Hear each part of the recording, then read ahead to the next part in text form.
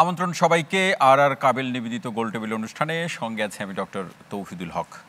দর্শক, ছাত্র জনতার আন্দোলনের মুখে শেখ হাসিনা গত 5 আগস্ট প্রধানমন্ত্রীর পদ থেকে পদত্যাগ করে দেশ ছেড়ে চলে যান ভারতে। সেই সঙ্গে আত্মগোপনে চলে গেছেন তার মন্ত্রিসভার সদস্য, আওয়ামী লীগের নেতারা। কেউ কেউ দেশ ছেড়েছেন বলেও খবর এসেছে। এর মধ্যে পুলিশের হাতে গ্রেপ্তার হয়েছেন সাবেক মন্ত্রী আইনমন্ত্রী আনিসুল হক এবং সাবেক প্রধানমন্ত্রী শেখ হাসিনার বিনিয়োগ বিষয়ক উপদেষ্টা সালমান এফ রহমান। কিছুদিন আগেও যারা ছিলেন ব্যাপক প্রতাপশালী একটি হত্যা মামলায় আজ তাদের 10 দিনের রিমান্ড মঞ্জুর করেছেন আদালত। সেনাপ্রধান জানিয়েছেন, জীবন বিপন্ন হতে পারে এমন অনেকেই সেনাবাহিনী আশ্রয় দিয়েছেন। তাদের বিরুদ্ধে কোনো অভিযোগ কিংবা মামলা হলে বিচার এবং শাস্তির আওতায় আনার কথাও বলেছেন তিনি। কোটা সংস্কারের দাবিকে কেন্দ্র করে শুরু হওয়া ছাত্র আন্দোলনে আলোচনার পরিবর্তে সে সময়ের সরকার দমনের পথ বেছে নেয়। ছাত্রদের 9 দফার আন্দোলন রূপ নেয় 1 দফায়। ছাত্র জনতার গণ অভ্যুত্থানে অনেকটা তাসের ঘরের মতো ভেঙে পড়ে আওয়ামী লীগ সরকার। বিশ্লেষকদের অনেকেই বলছেন, ছাত্র জনতার পালস বুঝতে ভুল করেছে বলেই এমন পরিণতি।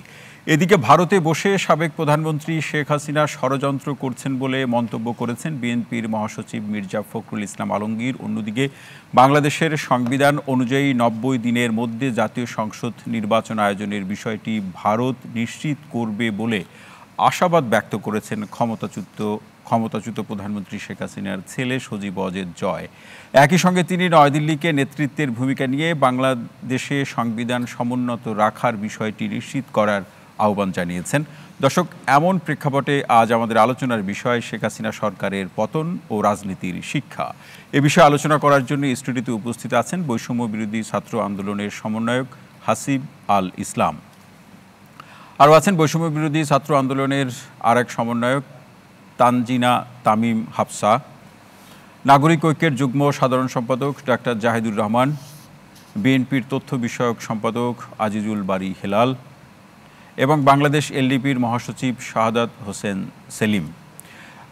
এছাড়াও কিছুক্ষণের মধ্যে আমাদের সঙ্গে যুক্ত হবেন গণ অধিকার পরিষদের সভাপতি নুরুল হক নূর। দর্শক, আপনাকেও জানিয়ে রাখি, স্ক্রিনে দেখানো নাম্বারে ফোন করে আপনি আজকের আলোচনায় আপনিও অংশ নিতে পারেন। আজকের যে আলোচ্য বিষয়, সেই বিষয়ের উপরে আপনি সম্মানিত আলোচকদের কাছে প্রশ্ন রাখতে পারেন। পাশাপাশি এই সুযোগটিও আমরা রাখি, একজন দর্শকের যে মন্তব্য রয়েছে, আপনার যে ভাবনা আছে, সেই ভাবনাও আমাদেরকে ছোট্ট করে আপনি আমাদেরকে জানাতে পারেন। আপনাদের ফোনের অপেক্ষায় থেকে আলোচনায় যাচ্ছি। শুরুতেই আমি ডাক্তার জাহিদুর রহমান আপনার কাছেই আসতে চাই। আমরা এই সরকারের পতনের পরে যে অবস্থা দাঁড়িয়েছে, আলোচনা পর্যালোচনা নানাভাবে সেটি হচ্ছে, আপনারা করছেন এবং এরকম একটি বাস্তবতা। কিন্তু কেন এই অবস্থাটি তৈরি হলো? যারা আন্দোলন করেছে তাদের অনুভূতি বা তাদের পালস বুঝতে পারা, অতীতেও এই ধরনের সরকার এসেছে, তখন রাজনৈতিক দলগুলোর মধ্যে একটা অঙ্গীকার ছিল নিজেদের ভুল শুধরে তারা চলবে, কিন্তু বাস্তবতা কি বলে? ধন্যবাদ। পালস বোঝার চেষ্টা শেখ হাসিনা সরকার করবে আমি এক্সপেক্টই করি নাই। আপনি কখন জনগণের পালস বুঝতে চান? আজকে পতন হয়ে গেছে বলে আমরা এই আলাপটা আনছি। আপনি আসলে জনগণের পালস বুঝতে চান যদি আপনি একটা গণতান্ত্রিকভাবে নির্বাচিত সরকার হন। আপনাকে জনগণের পালস বুঝতে হয়, কারণ সেই ক্ষেত্রে আপনি আপনার পলিসি, আপনার স্টেপস, এগুলো আপনি এটার সাথে অ্যাডজাস্ট করবেন। গণতান্ত্রিক সরকারের ক্ষেত্রে যা হয়, একটা স্বৈরাচারী সরকার তো আসলে জনগণের পালস বোঝার প্রয়োজন নেই। স্বৈরাচারী সরকার পিটিয়ে ক্ষমতায় থাকার চেষ্টা করবে। আমি বলছি, অনেকে সরকারের ভুল ধরার চেষ্টা করছে। আমি অনেকগুলো শোতে বলেছি সরকার একদম সব সঠিক স্টেপস নিয়েছে। 15 তারিখ যে পেটানো হলো, সঠিক স্টেপ। 15 তারিখের পর যদি ওরা মাঠে না নামতো, আমরা অনেককেই বলতে শুনতাম, দেখো আওয়ামী লীগ কিন্তু ওদেরকে পিটিয়ে ঢুকিয়ে দিয়েছে এবং আগামীতে আর কোনো ঝুঁকি নাই। আমি একটা উদাহরণ দিই। 2018 সালে নিরাপদ সড়কের সময় একেবারে স্কুলের বাচ্চারা রাস্তায় নেমেছিল। তাদের দুটো দাবি ছিল। একটা হচ্ছে সড়ক নিরাপত্তা যে আইন ছিল ওইটা ওরা তৈরি করেছে ওইটাকে এফেক্টিভ করার জন্য। আরেকটা হচ্ছে, যেহেতু জনাব শাহজাহান খানের নেতৃত্বে এই আইনটার বিরুদ্ধে শ্রমিকরা সমস্যা করছিল, শাহজাহান খানকে পদ থেকে সরানো। উনি নৌ পরিবহন মন্ত্রী ছিলেন। মজার ব্যাপার, সেটা না করে পিটিয়ে তুলে দেওয়া হলো। কোনো পরিবর্তন কি এসেছে? আসছে পরে। আমাদের শিক্ষার্থীরা বিভিন্ন সময় আমাদের চোখে আসবে না তো, এরকম সরকারের পরিবর্তন আসবে না। খেয়াল করুন, যখন পিটিয়ে তুলে দিল তখন আমার মনে আছে সেই 18 সালে আমি অনেকগুলো ইলেকশন আগে টক শো করছি, আওয়ামী লীগের নেতারা এসে আমাকে বলছেন, এই যে দেখলাম পিটিয়ে তুলে দিলাম। তার মানেটা হচ্ছে যে আপনি পিটিয়ে তুলে দিতে পারলেন, চুপ হয়ে গেল, এটাই আপনার সক্ষমতা একটা স্বৈরাচারী সরকারের। 15 তারিখে যদি ওরা আর রাস্তায় না নামতো কি হতো? তখন কিন্তু একই কথাই বলতো, দেখো আমরা কিন্তু ক্ষমতায় থেকে গেলাম, আমি পিটিয়ে তুলে দিয়েছি। ঘটনা হচ্ছে আগের বার সফল হয়েছে, এবার হন নাই, সুতরাং ওদেরকে রিড করার কোনো চেষ্টা করেছে বলে আমার মনে হয় না। রেদার একটা স্বৈরাচার তার যে ন্যারেটিভ তার মধ্যে থাকে। আমি আরেকটা উদাহরণ দেই, আপনার মাথায় এটা কি আসলো না যে আপনি যখন শতক মানে উনি যখন মেট্রো রেলের স্টেশন দেখতে গেছেন তখনও অফিসিয়ালি মৃত্যুর সংখ্যা কমপক্ষে 150, হাজার হাজার এনজিওর, কয়েকশো চোখ চলে গেছে, আপনি মেট্রো রেলে গিয়ে মায়া কান্না কাঁদছেন। এবং আমি বলছি না, বিবিসি যে ইন্টারন্যাশনাল নিউজ করেছে ওখানে ক্রোকোডাইল টিয়ার্স শব্দটা ব্যবহার করেছে তারা। তো আপনি মানুষকে যদি রিড করতেন, আপনার বোঝার কথা ছিল যে আপনি এই অবস্থায় অন্তত পক্ষে আপনার গদি টেকানোর জন্য হলেও মানুষের জন্য একটু কাঁদুন, মানুষের বাড়িতে যান, মানুষের চিকিৎসার খোঁজ নিন, যারা মারা গেছে তাদের প্রতি ক্ষমা চান। তাও কি করলেন? তারপরে ক্ষমতায় ছিল পুরোই মানুষকে অবজ্ঞা করে, বল প্রয়োগ করে, ভীতি তৈরি করে। মানে আপনাকে আমি কেন ক্ষমতায় আছি, আপনাকে আমি খেয়ে ফেলবো, কিন্তু আপনাকে আমি এক্সট্রা জুডিশিয়াল কিলিং করবো, আপনাকে আমি গুম করবো, আপনাকে নিয়ে গিয়ে টর্চার করবো। এই যে নাহিদকে টর্চার করলো, আমরা দেখলাম না কি বিভৎস টর্চার করা হয়েছে। তো এইগুলো দিয়েই তারা ক্ষমতায় থাকে। আপনি একটা বাচ্চা ছেলেকে নিয়ে যাবেন, ধরুন সাইদের মামলায় একটা শিশুকে আপনি জেলে নিয়ে চলে গেছেন, একটা শিশুকে রিমান্ডে দিয়ে দিয়েছেন, বা এই যে 6 সমন্বয়ককে ঢুকে ডিবি অফিসে আটকে রেখেছেন, এভাবেই ক্ষমতায় থাকতে চান। জি, অসংখ্য ধন্যবাদ ডক্টর জাহিদুর রহমান। আরও আলোচনা শুনবো। দর্শক, আমাদের সঙ্গে যুক্ত হয়েছেন গণ অধিকার পরিষদের সভাপতি নুরুল হক নূর, আপনাকে অনুষ্ঠানে স্বাগত জানাচ্ছি। সাদাত হোসেন সেলিম ভাই, আসতে চাই যে আসলে আওয়ামী লীগ সরকার কীভাবে ক্ষমতায় ছিল সেটি ডাক্তার জাহিদুর রহমান বলেছেন। এই কথাগুলো বিভিন্ন সময় কিন্তু আপনার দলের যে আঙ্গিক কিংবা বৈশিষ্ট্য যে আপনিও কিন্তু বলেছেন, আপনার দলও বলেছে। কিন্তু একটি সরকার যখন ক্ষমতায় থাকে, তার যদি জনগণের উপলব্ধি বোঝার সেই ক্ষমতা বলুন, সদিচ্ছা যদি না থাকে, তাহলে গণতান্ত্রিক যে অগ্রযাত্রা বা সূচকের যে প্রসঙ্গ, সেই জায়গাগুলো তো বারবার মার খেয়ে যায়। জি, ধন্যবাদ আপনাকে। জি, আপনার মাধ্যমে আলোচনার শুরুতেই আমি শহীদদের প্রতি গভীর শ্রদ্ধা জানাই, যে শহীদদের সাহসী ভূমিকা এবং রক্তের বিনিময়ে আজকে আমরা স্বাধীনতা পেয়েছি। সত্যিকার অর্থে এই যে অনিবার্য একটা পতন, এই পতনটা একেবারে অনিবার্য ছিল। এই পতনটা যদি না হতো তাহলে পৃথিবীর ইতিহাস রাষ্ট্রবিজ্ঞান আবার নতুন করে লিখতে হতো। আমরা এই কথাটা সবসময় বলতাম যে মানে গণ অভ্যুত্থানের মাধ্যমে এই সরকারের নির্মম পরিণতি বরণ করতে হবে। তখন আমাদের সাথে যারা আলোচনা করতেন তারা এটাকে ঠাট্টা মশকরা করতেন। তারাও কিন্তু রাজনীতির লোক, তারা কিন্তু পাশ বুঝতে পারেন নাই। আমরা বলতাম যে এই ধরনের কোন পৃথিবীর ইতিহাসে কোনো স্বৈরশাসক কিন্তু এইভাবে ক্ষমতা টিকে থাকে না। কোনো কোনো স্বৈরশাসক 20 বছর, 25 বছর, 30 বছর বুঝতে না আছে। কখনো কখনো আলোচনা আক্রমণাত্মক ভূমিকা, শুধুমাত্র আক্রমণাত্মক না, তারা মানে প্রচণ্ড রকমের আক্রমণাত্মক ভূমিকা তারা পালন করতো এবং তারা বুঝতেই চাইতো না। অথচ তারা কিন্তু অনেকে পোড়খাও রাজনীতিবিদ, পোড়খাও ছাত্রনেতা আমাদের সাথে টকশোতে অংশগ্রহণ করতো। তো এখানে আমরা গত 15 বছর যাবত এই সরকারের আপনার অনিয়ম, দুর্নীতি, দুঃশাসন, অপশাসন, তারপর লুণ্ঠন ইত্যাদির বিরুদ্ধে আমরা প্রতিনিয়ত সংগ্রাম আন্দোলন করে এসেছি। এই ছাত্ররা হ্যামিলনের বংশীবাদকের মতো যখন বাঁশি বাজিয়েছে, কাউকে আর ঘরে রাখা যায়নি। আমার আপনার শিশু সন্তানদেরকে ঘরে রাখা যায়নি। একটা গুলি করলে পুলিশকে বলতে শুনেছেন যে একটা গুলি করলে তো আরও এগিয়ে আসে। এই যে একটা নির্মম পরিণতি জন্য শাসক শ্রেণী তৈরি হয়তো ছিল না, কিন্তু আমরা উপলব্ধি করতে পেরেছি যে এটা তাদের নির্মম পরিণতি দিকেই তারা যাচ্ছে। আমি আবারও মানে এই ছাত্র সংগঠন নেতৃবৃন্দকে আমার অন্তঃস্থল থেকে অভিনন্দন জানাই যে তারা জাগরিত করতে পেরেছে।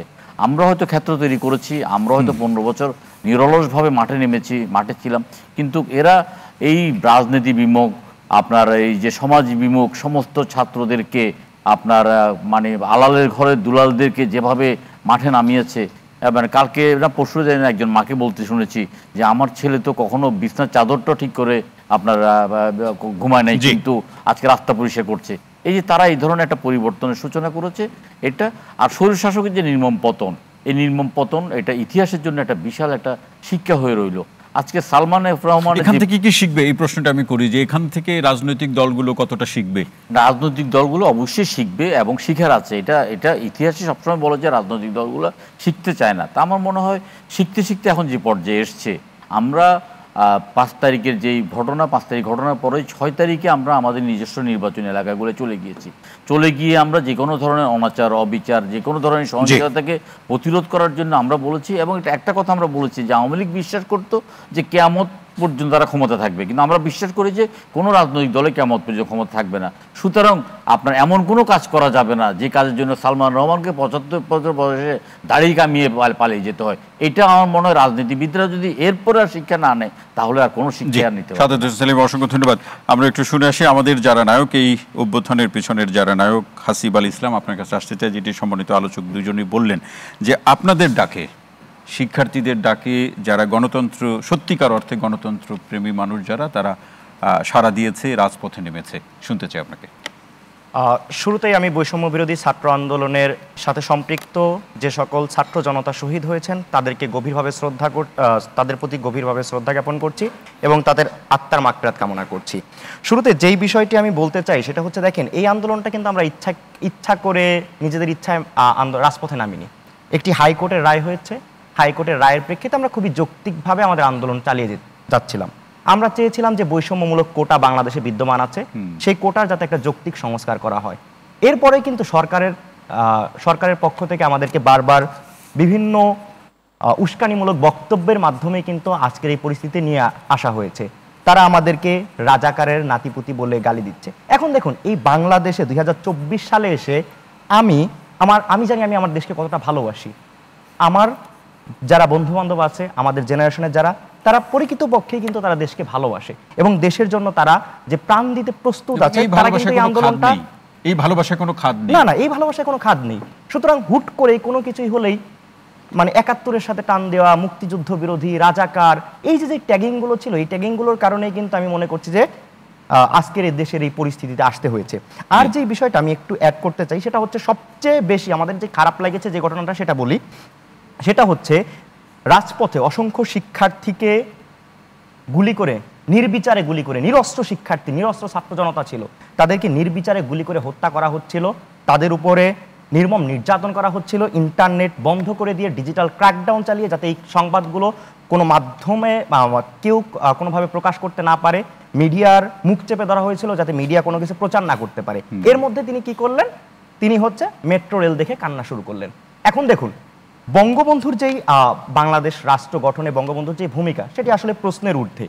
এখন যদি আমি বলি, এখন যদি সাপোজ আমি উদাহরণ বললাম যে আজকে 15ই আগস্ট, 15 আগস্ট কিছুক্ষণ পরে হয়ে যাবে। এখন যদি আমি বলি 1975 সালে 15 আগস্টে যেই ধানমন্ডির 32 নম্বর বাসায় যারা হামলা করেছিল, বঙ্গবন্ধু পরিবারের শহীদ হয়েছে, তাদের প্রতি আমার কোনো আফসোস নাই।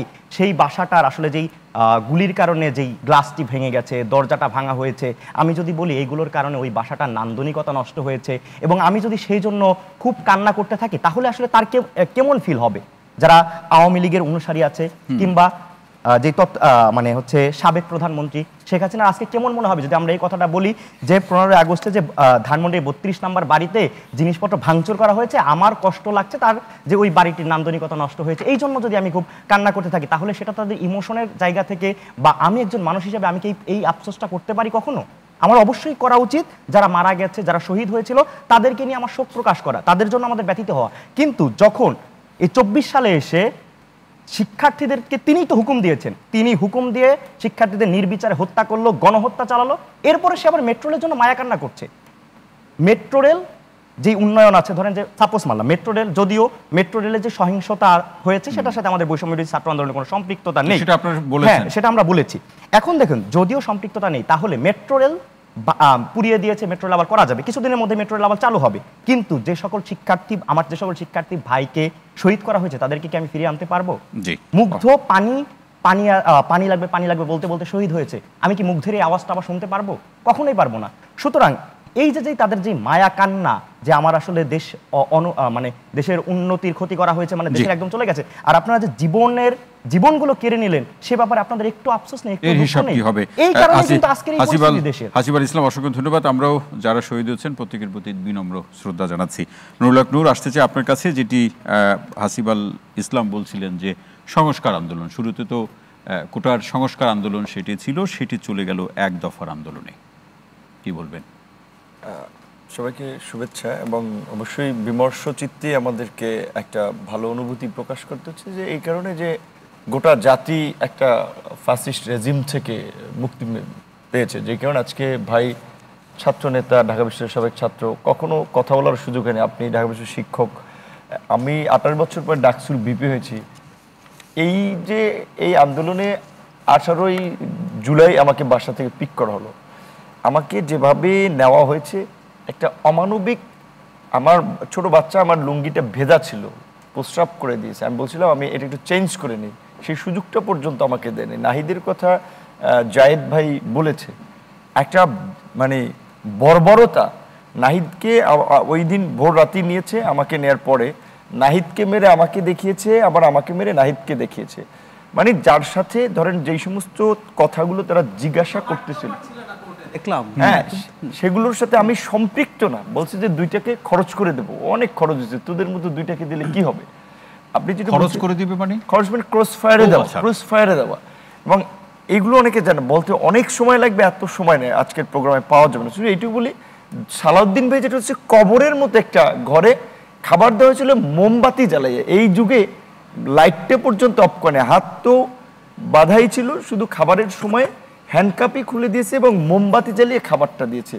2 দিন আন্ডারগ্রাউন্ডে রেখেছিল। আমার তো জীবনে এই ধরনের পরিস্থিতি ফেস করিনি। পরে অজ্ঞান হয়ে যাওয়ার পরে তারাই ডাক্তার এনেছে, ইঞ্জেকশন দিয়েছে, কি দিয়েছে তারাই জানে। নাহিদ এবং আরো 6 সমন্বয়ক ডিবি কার্যালয়, সেটা একটা ইয়ার কি, যে ভাতের হোটেলের যে মানে মালিক হারুন সাহেব আমাদেরকে, আমি বলছি যে আমি না, এখানে আমিনুল ইসলাম জাতীয় দলের ফুটবলার, বিএনপির উত্তরের সদস্য সচিব, জামাতের সেক্রেটারি জেনারেল, আমির সেক্রেটারি জেনারেলের মতো সিনিয়র লোককে ঝুলিয়ে পিটিয়েছে এবং সেই ভিডিও শেখ হাসিনা এবং স্বরাষ্ট্রমন্ত্রীর কাছে তাদের পাঠানো লাগছে, অফিসাররা বলছে। তো এই ধরনের একটা পৈশাচিক বর্বরতা চালিয়েছে। তো সবকিছুই তো একটা শেষ আছে। এখন আপনি যেটা বলছেন যে কোটা সংস্কার থেকে এক দফার আন্দোলন, 18 সালে এই আন্দোলনটা হয়েছে, একটা সেটেল ইস্যু ছিল, আবার কোর্টের মাধ্যমে আনলো। আজকে কোথায় সেই চিফ জাস্টিসরা যারা শেখ হাসিনাকে অনুসরণ করে খুব দাম্ভিকতার সাথে কথা বলেছেন, পরে দাড়ি মোচ টি শার্ট পরে ক্যাপ মাথায় দিয়ে রিজাইন করার জন্য আরেকজনের সাথে আলাপ করতে যাচ্ছেন। তো আজকে এই বাংলাদেশ আগামীতে যেন আর না দেখতে হয়, আমরা সেটা চাই। তবে দুঃখজনক হচ্ছে ইতিহাসের এইটা একটা চরম শিক্ষা, যে ইতিহাস থেকে খুব কম মানুষ শিক্ষা নেয়, আর হিস্ট্রি রিপিট ইটসেলফ, যে ইতিহাস নিজেই তার পুনরাবৃত্তি করে। তো আজকে যদি শিক্ষা নিতে পারে সেইটা একটা, সেটি যাতে আমাদের এখানে পুনরাবৃত্তি যাতে না হয়। একটা লাইন আপনাকে আমি বলবো যে এই আমাকে কেন 18 তারিখ এখন মোস্ট ওয়ান্টেড আসামির মতো আমাকেই গ্রেফতার করলো, বিকজ আমি এইবার আন্দোলনের তো লাইমলাইটে ছিলাম না। আপনাকে নিয়ে সরকারের ভয়টা কি ছিল? আমার সাথে আমি গত আন্দোলন নাহিদ হাসিবোড়া বিশ্ববিদ্যালয়ে আমাদের সাথে একসাথে আমরা অ্যাক্টিভিজম করেছি। আসিফ আমাদের ছাত্র অধিকারের সভাপতি ছিল, আমার সাথে একসাথে কাজ করেছি। নাহিদ ডাকসুতে একসাথে নির্বাচন করেছি। তো সেটা একটা যোগাযোগ ছিল ক্যাম্পাসের সিনিয়র জুনিয়র হিসেবে। জি, তো আমি বলেছিলাম ওদেরকে ওভারফোনে যে দেখো এখন এই যে মানুষ যে হত্যাকাণ্ডের শিকার হয়েছে, এগুলো শেখ হাসিনা এবং সরকারের প্ল্যান। মেট্রো রেলে অগ্নিসংযোগ কিংবা এই যে বিটিভিতে আগুন, এগুলো গভর্নমেন্টের প্ল্যান, যেটা 15 বছর বিএনপির উপরে দায় চাপানোর চেষ্টা করেছে। আন্দোলন যদি সাকসেস না হয় দেন আমাদেরকে জেলে যেতে হবে, আমাদের লাইফ বরবাদ করবে। গোটা আন্দোলনকারী ছাত্র সমাজ, প্রাইভেট পাবলিক সবাই ভুক্তভোগী হবে। সো এখন যে পজিশন, সেই প্রতিশ্রুতি থেকে আপনারা ফিরে যাননি, এই আলাপগুলো তখন তো ইন্টারনেট বন্ধ, হোয়াটসঅ্যাপ বন্ধ, ডাইরেক্ট ফোন তো তারা ইন্টারসেপ্ট করতে পারে। এই কথা শুনেই মূলত তারা খুব ক্ষুব্ধ হয়েছিল যে আমি খুব ইনসিস্ট করতেছি, এবং আমি উইথ তাদের প্রতি আমার ফুল রেসপেক্ট আছে। নাহিদ জানে, আসিফ জানে। আমি এটুকু বলবো, একটা ছেলের সাথে আমি কথা বলেছি, সেই রেকর্ড সেই ছেলেই আপনার ডিবির হারুনকে দিয়েছে, যে কারণে আমাকে মেরেছে, বলছে তুমি ইনসিস্ট করছো, উস্কানি দিয়েছো। They know very well who's the guy. আমি এখানে বলতে চাই না, কিন্তু তারা অনেকে জানে। এই কারণে আরো আলোচনা শুনবো। নুরুল হক নূর, অসংখ্য ধন্যবাদ। আরো আলোচনা শুনবো। হেলাল ভাই, আপনার কাছে পরেই শুনি, একটু একদম শেষে শুনি। আমাদের আরেকজন শিক্ষার্থী সমন্বয়ক তানজিনা তামিম তিনি আছেন। আমরা নতুন সরকার ডক্টর মোহাম্মদ ইউনূসের নেতৃত্বে গঠিত হলো, সেই সরকারের প্রতি আমাদের অভিনন্দন আছে। এখনো আমরা দেখি যে শিক্ষার্থীরা আপনারা মাঠে আছেন। এই মাঠে থাকার আসলে কারণ কি? নতুন তো সরকার হলো, আপনারা যা চেয়েছেন সেটি হয়েছে, এখনো কি ভয় আছে বা এখনো মাঠে থাকা কেন? আচ্ছা, সবাইকে অনেক শুভেচ্ছা, এবং আমি শহীদ ভাই বোনদের আত্মার মাগফিরাত কামনা করছি।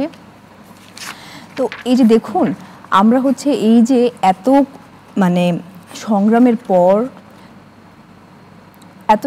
পর সেই টানা জুলাইয়ের 1 তারিখ থেকে আমরা যে আমাদের মাঠে খেয়ে না খেয়ে রোদে বৃষ্টিতে আমরা যে সারাক্ষণ রাজপথে থেকে এরপরে আমাদের ভাই বোনদের হারিয়ে তারপরে আমরা যে আমাদের যে বলবো আমরা কি বলে স্বাধীন যে হয়েছি, তারপরেও কিন্তু এই যে যারা কিনা হেরে গিয়েছে, বলবো এত চক্রান্ত করার পরেও হেরে গিয়েছে, বিভিন্নভাবে তারা আমাদেরকে বিভ্রান্ত করেছে, বিভিন্নভাবে আমাদেরকে তারা তাদের কূটকৌশলগুলো দেখিয়েছে, সেগুলো কারো কাছে আসলে কি বলবো সবার কাছে সেগুলো তো শিক্ষার্থী এমনকি আমার সাধারণ মানুষের কাছেও সমর্থন পায়নি। জি, সেটাই বলবো। এরপরে আমরা যখন কিনা এই যে গণভবন ঘেরাওয়ের পরের যে ঘটনাগুলো, যে তথাকথিত আমরা যে স্বাধীনতা পেলাম যেটা, এরপরে কি হলো, তারা হচ্ছে তাদের যে পরবর্তী যে চালটা সেটাও তারা কিন্তু থামিয়ে রাখেনি। তারা হচ্ছে এই যে সংখ্যালঘু সম্প্রদায়ের উপরে বিভিন্নভাবে তারা তাদের উপর নৃশংস যে আচরণগুলোর মাধ্যমে তারা তাদের আরও যে কূটকৌশলগুলো দেখাতে শুরু করেছিল, এবং আমরা আমাদের জায়গা থেকে ছাত্ররা জানান দিয়েছি যে আমরা এখনও রাজপথ ছাড়িনি, আমরা তাদেরকে যথেষ্ট সম্ভব নিরাপত্তা দেওয়ার চেষ্টা সেই সময়টা তো করেছি। আমাদের ভাইয়েরা রাত জেগে জেগে মন্দিরগুলো পাহারা দিয়েছে, সেগুলোর অনেক সামাজিক যোগাযোগ মাধ্যমে দেখতে পেয়েছি। এখনো দিতে হচ্ছে। আমরা আসলে এখনো আমরা স্বস্তির নিঃশ্বাস ফেলতে পারছি না এখানে। আমরা সারাক্ষণ সজাগ আছি, আমাদের কারোরই ঘুম নাই চোখে। আমরা হচ্ছে আছি, আমরা আমাদের ক্যাম্পাসে, আমাদের পাড়া মহল্লায়, আমাদের এলাকায় আমরা সবসময় সোচ্চার। মানে এখন ভয়টা কি নিয়ে, আমি সেটাই জানতে চাচ্ছি নির্দিষ্ট করে। আমাদের ভয়টা হচ্ছে যে এই যে আমাদের যখন আন্দোলন যখন কিনা ছিল, তখনও হচ্ছে তারা বিভিন্নভাবে সামাজিক যোগাযোগ মাধ্যমে হুমকি ধামকি দিয়ে বিভিন্নভাবে তারা এই আন্দোলনগুলোকে থামিয়ে দেওয়ার যে একটা প্রচেষ্টা ছিল, সেটা কিন্তু এখনও তারা এই যে 15ই আগস্টকে কেন্দ্র করে বিভিন্ন গুজব ছড়াচ্ছে, বিভিন্ন কিছু আমাদেরকে হুমকি ধামকি দেওয়ার যে ব্যাপারটা চলছে। তো আমরা হুমকি ধামকি সেটা কি এখনো আছে? এখনো হুমকি পাচ্ছেন এরকম কোনো কিছু? তারা তো বিভিন্নভাবে ওটা বলছে যে 15ই আগস্টে হচ্ছে দেখা যাবে কি হয় না হয়, এইসব তো আমরা দেখতে পাচ্ছি সামাজিক যোগাযোগ মাধ্যমে। তো এই জন্যই আমরা আসলে রাজপথে আছি, আমাদের কর্মসূচিগুলো চালিয়ে যাচ্ছি। তারপরে এই যে ফ্যাসিস্ট সরকারের যে দালালগুলো এখনো বিভিন্ন গুরুত্বপূর্ণ পদে যে ছিল, তাদের যে আমরা কিছুদিন আগে দেখলাম যে আইনের যে একটা আইনের সাথে যারা সংশ্লিষ্ট তাদের একটা কু হতে যাচ্ছিল, সেটাকে আমরা হচ্ছে দমন করতে পেরেছি বলবো। দেন এইসব আরও যে ইস্যুগুলো সামনে আসার যে সম্ভাবনা আছে, সেগুলোকে হচ্ছে আমরা আগে থেকে হচ্ছে সোচ্চার থেকে তার প্রতিহত করার চেষ্টায় আর কি করছি। মানে সেই প্রক্রিয়া হিসেবে এখনো আপনারা রাজপথে সতর্কতার অংশ হিসেবে আপনারা আছেন। অসংখ্য ধন্যবাদ তানজিনা তামিম। আরও আলোচনা শুনবো। আজিজুল বারী হেলাল ভাই, আপনার কাছে আসতে চাই। সবার সম্মানিত আলোচকদের আলোচনা শুনলেন, এ বিষয়ে আপনিও অনেক কথা বলেছেন। আমি একটু তানজিনা তামিমের আলোচনার সূত্র ধরেই আপনার কাছে প্রশ্নটি রাখি যে এখনও কোনো না কোনোভাবে সামাজিক যোগাযোগ মাধ্যমে নানা ধরনের গুজব বলুন, হুমকি বলুন বা ষড়যন্ত্র, সেই প্রসঙ্গগুলোরও উল্লেখ তিনি করেছেন। আপনি কি বলবেন? বোন তানজিনা তামিম যেটা আশঙ্কা করেছে এটা খুবই সিগনিফিকেন্ট। আমি ধন্যবাদ জানাচ্ছি যে সে একটা আশঙ্কা করছে যে ফ্যাসিস্টের দোসররা এখনও ষড়যন্ত্রে লিপ্ত, বিভিন্ন শুধু সামাজিক যোগাযোগ মাধ্যম না, পত্র পত্রিকায়। আজকে তো আমি বাংলাদেশের পররাষ্ট্র মন্ত্রণালয়কেও দেখলাম যে ভারতকে এই বিষয়ে কিছু কথা বলতে। তখন তাকে, আমার বোনকে ধন্যবাদ যে এই বিষয়টাকে পয়েন্ট আউট করবার জন্য এবং দর্শকের সামনে আনার জন্য। আমার একটা বক্তব্য হলো যে দুনিয়া কাঁপানো 34 দিন, দুনিয়া ওই যে 10 দুনিয়া কাঁপানো 10 দিন, দুনিয়া কাঁপানো 40 দিন বই পড়ছি না আমরা, ইতিহাসে লেখানো হবে দুনিয়া কাঁপানো 34 দিন। এই যে তরুণের জোয়ারে যে আন্দোলনটা দেখা গেল, এখানে অনেক রক্ত ঝরেছে, আমি অনেক রক্ত, এটা ঠিক, এটা তো মানে এটা বাংলাদেশের ইতিহাসে কেন পৃথিবীর ইতিহাসে এটা আপনার যারা পলিটিক্যাল সায়েন্সের ছাত্র বা আপনার হিস্ট্রির ছাত্র একদিন হয়তো পড়ানো হবে, তখন হয়তো আমরা পৃথিবীতে থাকবো না, একদিন অবশ্যই এইসব আন্দোলনে রিসার্চ করা হবে যে এই 34 দিনে যত অত্যাচার, অন্যায়, নিপীড়ন, নির্যাতন সবই বলেছে। নূর তো যে ডাকসুর ভিপি, আমাদের তরুণ প্রজন্ম, আগামী দিনের উদীয়মান নেতা, সে তো নিজেই, আমি টেলিভিশনে জাহিদ ভাই তো বললো, আমরাও দেখেছি কত নির্যাতন, আমাদের ছাত্র ভাইদের উপরে কত নির্যাতন, বিশেষ করে আবু সাঈদ পৃথিবীতে একজন প্রতিবাদী যুবকের মতো। হেলাল ভাই, এখন আমার বক্তব্য হলো এই জায়গাতে আমি একটু বলছি যে আপনার আলোচনাটি লম্বা করে আমরা শুনতে চাই, কিন্তু এর মধ্যে একটা বিরতি নিতে হবে। আমি বিরতি থেকে ফিরে এসে লম্বা করে শুনবো। প্রশ্ন দুটো আমি রেখে যাই, কারণ একটু বড় সময় নিয়ে শুনবো। সেটা হচ্ছে যে আপনার মহাসচিব মির্জা ফখরুল ইসলাম আলমগীর তিনি বলেছেন যে ভারতে বসে সাবেক প্রধানমন্ত্রী ষড়যন্ত্র করছেন। আবার সাবেক প্রধানমন্ত্রী শেখ হাসিনার ছেলে জয় বলেছেন যে বাংলাদেশের সংবিধান সমুন্নয় রাখার বিষয়ে তিনি ভারতের নেতৃত্বের বিষয় বা ভারতের সহযোগিতা চেয়েছেন। এটা আসলে কেমন প্রশ্ন? এই দাবি মানে এই প্রশ্ন দুটি রেখে গেলাম, বিরতি থেকে ফিরে সেটা লম্বা সময় আপনার কাছ থেকে শুনবো। প্রিয় দর্শক, আপনারা দেখছেন বিশেষ আলোচনা অনুষ্ঠান গোলটেবিল। নিচ্ছে ছোট্ট বিরতি, সঙ্গী থাকুন।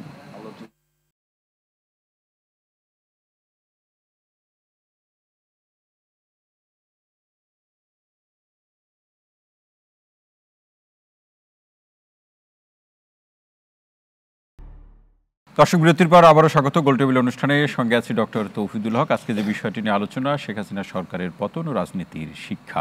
আজিজুল বারী হিলাল ভাই, আপনার আলোচনা শুনছিলাম, চমৎকার করে বলছিলেন। দুটি বিষয় আপনার কাছে রেখে যাওয়া, সেটি হচ্ছে যে আমাদের নির্বাচনে 90 দিনের মধ্যে নির্বাচন কিংবা সেটি সংস্কারের প্রশ্নে আরো কম বেশি সেই প্রশ্ন তো থাকতেই পারে, কিন্তু এখানে ভারত কি করবে। পাশাপাশি আপনার দলের সম্মানিত মহাসচিব বলেছেন যে ভারতে বসে সাবেক প্রধানমন্ত্রী শেখ হাসিনা ষড়যন্ত্র করছেন।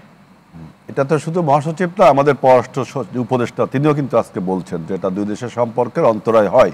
আমি যেটা বলতে চাচ্ছি এখন যে এই 34 দিনের যে দুনিয়া কাঁপানো 34 দিনের একটা পটভূমি আছে, এর একটা ব্যাপ্তিকালও আছে। কিন্তু এই আন্দোলন, এই ফ্যাসিবাদী বিরোধী আন্দোলনের বয়স কিন্তু 17 বছর।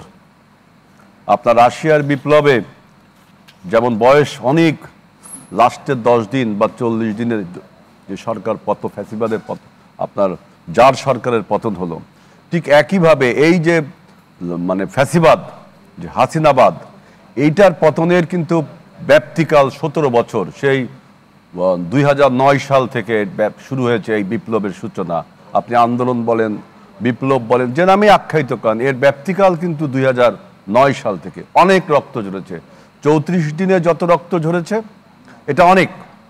এ ব্যাপারে আমরা শ্রদ্ধা করি এবং সহমর্মিতা জানাই এবং আমাদের সব রকম শ্রদ্ধা হয়। কিন্তু এই আমি যেটা বলতে চাচ্ছি যে 17 বছর যাবৎ এই অঞ্চলের সমস্ত মানুষ এই ফ্যাসিবাদের বিরুদ্ধে লড়ছে। অনেক গ্রেফতার হয়েছে, গুপ্ত হত্যা হয়েছে, মিসিং হয়েছে, হত্যা হয়েছে, গুম হয়েছে, খুন হয়েছে। এই যে আমাদের ডাকসুর ভিপি নূর যে বর্ণনা দিল 111-এ, কিন্তু আমাদের অনেক ছাত্র নেতাদের উপরে এরকমও বর্ণনা আছে। সেটার সাথে এই আন্দোলন হয়তো সম্পৃক্ত নয়। 111-এর পর থেকে যে আন্দোলনটা শুরু হলো, আপনার যে বিপ্লবটা শুরু হলো, সেই বিপ্লব যৌক্তিক পরিণতি লাভ করলো, যে কনক্লুশন টানলো এই প্রজন্মের, তরুণ প্রজন্মের। ভারত এখানে কি করবে? এখানে আমি যেটা বলতে চাচ্ছি, দেখেন আপনি যে বিষয়টা বলছেন যে ভারতের আমাদের বর্তমান অন্তর্বর্তীকালীন সরকার ডক্টর ইউনূস একটা ভালো কথা বলছে যে বাংলাদেশে যদি কোনো রকম আপনার শেক করা হয় তাহলে সেটা spill over across the Bharat, across the Bharat, neighbour countries of Bharat, like আপনার 7 সিস্টার, তারপরে আপনার পশ্চিমবঙ্গ। আমারও বক্তব্য এরকম। আপনি যদি আমাকে বিরক্ত করেন তাহলে এই বিরক্তির ঢেউ তো আপনার কাছেও পড়বে। সেজন্য আমাদের পররাষ্ট্র উপদেষ্টা তৌহিদ সাহেব যেটা বলেছেন, রাইটলি বলেছেন, আমাদের মহাসচিব যেটা বলেছেন, রাইটলি বলেছেন যে ভারতে বসে একজন পতিত সরকার, একজন ফ্যাসিস্ট সরকার, একজন পলাতক সরকার, গণহত্যার আসামি, শুধু ফ্যাসিস্ট পলাতক আপনি বললেই তো হবে না, সে তো গণহত্যার সাথে জড়িত। এই গণহত্যা শুধু এই 34 দিনে করেনি, এর আগেও এখানে যারা আছে সবাই রাজনীতি সচেতন। 2009 সাল থেকে আসলে আপনার হত্যা শুরু হয়েছে, একটা পর্যায়ে সেটা গণহত্যায় রূপান্তরিত হয়েছে। অর্থাৎ এই একজন গণহত্যার আসামিকে আপনি রেখে সেখান থেকে বক্তৃতা দিবেন, তাহলে তো দুই দেশের সম্পর্ক ভালো থাকে না।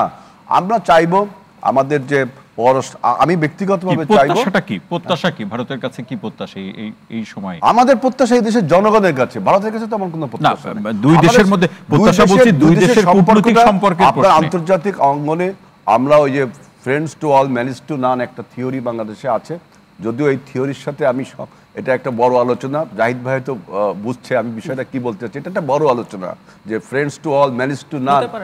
I do not agree all respect, দুনিয়া এরকম হয় না সম্পর্ক। সুতরাং আমার যত প্রত্যাশা, যত আশা আমাদের তরুণরা দেখিয়ে দিয়েছে, একমাত্র হোম গ্রোন যদি কোনো আপনার আন্দোলন হয়ে থাকে বাংলাদেশের ইতিহাসে, সেটা হলো 24-এর যে গণ অভ্যুত্থান। এটা সম্পূর্ণ বাংলাদেশের নিজস্ব সক্ষম ছাত্রদের নিজস্ব সক্ষমতা, একটা হোম গ্রোন আন্দোলনকে যেমন ৭১ স্বাধীনতা যুদ্ধ আমাদের হোম গ্রোন, বাট আমাদের ভারত সোভিয়েত ইউনিয়নের একটা সমর্থন আমরা চেয়েছিলাম, এটা স্বীকৃত। কিন্তু দেখেন সেটি সেই সময়ের প্রেক্ষাপট, হ্যাঁ এই প্রেক্ষাপটে কিন্তু আপনার সেই ৭১ থেকে একটা বড় ফ্যাসিবাদ আমি তো মনে করি ইয়াহিয়া খান টিক্কা খানেরকে ছাড়িয়ে গিয়েছিল এই বর্তমান যে ফ্যাসিবাদ, সেই ফ্যাসিবাদের বিরুদ্ধে আমাদের নিজস্ব শক্তিতে আমাদের তরুণ প্রজন্মের ছাত্ররা যে আন্দোলন আমরা শুরু করেছিলাম ২০০৯ সাল থেকে, আমরা সবাই বাংলাদেশের সমস্ত লোক সেই আন্দোলনকে কনক্লুশন টানলো এই প্রজন্মের ছাত্ররা। সুতরাং আর এই আপনি প্রথমে বলছিলেন যে এই ফ্যাসিবাদটা কেমন, কি জন্য এরকম ফ্যাসিবাদ হয়ে উঠলো, কারণ কি এই দেখেন ফ্যাসিবাদের রোগটা কি, সবসময় ডিনাই করে, ডিনায়াল একটা তাদের মানে ডিজিজ, এভরিথিং সে ডিনায়াল করবে, ডিনায়াল টেন্ডেন্সি, কোনো কিছু হয়নি, যে বলছে না মানুষ মারা গেছে তিনি মেট্রো রেল নিয়ে চিন্তা করে, মেট্রো রেল মনে হচ্ছে ওনার টাকায় উনি বানাইছে, ওনার একটা সম্পদ একটা প্রাণ আছে, জনগণের টাকার মেট্রো রেল, উনি মানুষ একজন মারা গেল, হাজার হাজার মানুষ মারা গেল, এই যে ডিনায়ালের রোগী এবং তার তার মানুষকে অ্যাকসেপ্ট করা এবং অ্যাকচুয়ালাইজেশন, যেটা অ্যাকসেপ্টেন্স অ্যান্ড অ্যাকচুয়ালাইজেশনের ক্ষমতা একদম জিরো ছিল এই ফ্যাসিবাদের, এবং ফ্যাসিবাদের এইটাই কিন্তু রোগ, এই জন্য কিন্তু তার এই পতন এত মর্মান্তিক হয়েছে, অনেক ফ্যাসিবাদের পতন হয়েছে বাংলাদেশে, এই মর্মান্তিক পতন এত আওয়ামী লীগের কত কর্মীকে ফেলে পালিয়ে চলে গেল, বাংলাদেশের ইতিহাসে এমন কোনো নেতাকে দেখাতে পাবে না নেতাকর্মীর সাথে সম্পৃক্ততা না রেখে নেতাকর্মী, আজকেও দেখলাম ৩ জন মন্ত্রী অ্যারেস্ট হয়েছে, সেখানে সে চলে গেল, তার নেতাকর্মীও তো জানে না, আমি তো জানলাম না কিভাবে চলে গেল, যদি কখনো ইতিহাস লেখা হয় তখন হয়তো সেই ৪৫ মিনিটের ঘটনা জানবো, আরো আলোচনা, এরকম একজন ফ্যাসিবাদের পক্ষের যে শক্তি ছিল, শুধু আওয়ামী লীগকে ক্ষতি করেনি, পুরো দেশের গণতন্ত্রকে ধ্বংস করে। আরো আলোচনা শুনবো, অসংখ্য ধন্যবাদ হিলাল ভাই। আমরা একটু এই যে আমাদের নির্বাচন কিংবা বর্তমান সরকারের সম্পর্কে ভারতের যে মন্তব্য বলি অথবা তারা যেভাবে বিষয়গুলোকে দেখছে অথবা বলছে, সেটি নিয়ে আমাদের যারা সমন্বয়ক, আমাদের এই আন্দোলনে যারা নেতৃত্ব দিয়েছেন তারা কি ভাবছেন, তাদের বক্তব্য কি, সেটি একটু শোনা প্রয়োজন। হাসিবুল ইসলাম কি বলবেন? দেখুন, ঢাকা দিল্লির মাঝে যে সম্পর্ক, সেটা আমরা চাই যে এটা সম্পর্ক হোক বন্ধুত্বমূলক, আমরা চাই ভারত আমাদের পার্শ্ববর্তী রাষ্ট্র, সুতরাং ঢাকা দিল্লির মাঝে যাই সম্পর্ক হোক না কেন সেটা হবে বন্ধুত্বমূলক। এই যে 15 বছর, গত 15 বছর যেই সম্পর্কটা ছিল সেটা তো বন্ধুত্বপূর্ণ সম্পর্ক ছিল না, সেটা ছিল প্রভু এবং দাসের মতো সম্পর্ক। তারা আমাদের উপর রীতিমতো আধিপত্য বিস্তার করে গেছে, তারা আমাদেরকে পানির হিস্সা দেয়নি, সীমান্তে আমাদের ছাত্র আমাদের নাগরিকদেরকে তারা হত্যা করেছে, নির্বিচারে গুলি করে মেরে ফেলেছে। এই ফেলানি হত্যাকাণ্ডের ঘটনা তো আমরা ভুলে যাইনি, একটা মেয়েকে ঝুলিয়ে পর্যন্ত রেখেছে হত্যা করার পরে, তাকে আনতে পর্যন্ত দেয়নি। সুতরাং আমরা আগে যেই সম্পর্কটা ছিল ঢাকা দিল্লির মাঝে, আমরা সেই সম্পর্কটা চাই না, আমরা চাই ভারত আমাদের পার্শ্ববর্তী রাষ্ট্র, সুতরাং ঢাকা দিল্লির মাঝে সম্পর্ক হবে বন্ধুত্বমূলক। আরেকটা বিষয় আমি বলতে চাই, দেখুন ভারতের মানুষ এবং বাংলাদেশের মানুষের মধ্যে, বা ভারতের শিক্ষার্থী, দিল্লির শিক্ষার্থী, কলকাতার শিক্ষার্থী এবং ঢাকার শিক্ষার্থীদের মাঝে কিন্তু একটা সৌহার্দ্যপূর্ণ সম্পর্ক এবং একটা ভ্রাতৃত্বমূলক সম্পর্ক রয়েছে। হ্যাঁ, আমি একটু বলি, সেটা হচ্ছে কি, যখন ঢাকায় শিক্ষার্থীদের উপর নির্বিচারে গুলি করে হত্যা করা হচ্ছে, রীতিমতো গণহত্যা করা হচ্ছে, তখন কিন্তু কলকাতার শিক্ষার্থীরা আমাদের বাংলাদেশের শিক্ষার্থীদের পাশে আসছে, এবং যে গদি মিডিয়া আছে, গদি মিডিয়া কিন্তু অপপ্রচার চালাচ্ছিল। কিন্তু তখন কি হয়েছে, ভারতের অন্য যে সকল প্রখ্যাত ইউটিউবার যারা আন্তর্জাতিকভাবে আর কি স্বীকৃত এবং আন্তর্জাতিকভাবে গ্রহণযোগ্য, ধ্রুব রাঠে থেকে শুরু করে, দেশভাগ থেকে শুরু করে, তারা কিন্তু সত্য ঘটনা ভারতের জনগণের সামনে তুলে ধরেছে, এবং ভারতের জনগণ কিন্তু আমাদেরকে তাদের নীতিগত জায়গা থেকে আমাদেরকে সাপোর্ট করে গেছে। সুতরাং ঢাকা দিল্লির মানুষের সাথে যে নীতিগত ব্যাপারগুলোতে আছে বা নৈতিকতার দিক থেকে তাদের মাঝে কিন্তু একটা ভ্রাতৃত্বমূলক সম্পর্ক রয়েছে। এই মুহূর্তে যে সজীবদের জয় যেগুলো মন্তব্য করছেন যে আসলে দিল্লি এতদিনের মধ্যে বাংলাদেশে নির্বাচন দেবে, আসলে দিল্লি কে এখানে? বাংলাদেশের পরিস্থিতি যেদিন ঠিক হবে, বাংলাদেশের অন্তর্বর্তীকালীন সরকার যখন প্রয়োজন মনে করবে তখন দিবে। এখানে তো আসলে আমার জনগণ ঠিক করবে, জনগণ ঠিক করবে যে বাংলাদেশের সংবিধান আছে, আমার সংবিধান আছে, আমার সমস্ত কিছু আছে, আমার রাষ্ট্রের উপরে, আমার সার্বভৌমত্বের উপরে দিল্লি কেন হস্তক্ষেপ করবে? আমরা তো এইরকম কোন সম্পর্ক ঢাকা দিল্লির মাঝে চাই না। সুতরাং আর দিল্লি ইতিমধ্যে যে স্ট্যান্ডটা নিয়েছে, আমি একটু যদি বলি, দিল্লির সরকার ইতিমধ্যে যে স্ট্যান্ডটা নিয়েছে, সে হচ্ছে একজন সরাসরি গণহত্যার হুকুমদাতাকে সে আশ্রয় দিয়েছে। সে সরাসরি বাংলাদেশের জনমানুষের যে আশা আকাঙ্ক্ষা এবং জনমানুষের স্বার্থ, তার বিরুদ্ধে কিন্তু অবস্থান নিয়েছে। সুতরাং এই অবস্থান যদি তারা কন্টিনিউ করে, ঢাকা দিল্লির মাঝে সম্পর্ক তো বন্ধুত্বমূলক থাকবে না।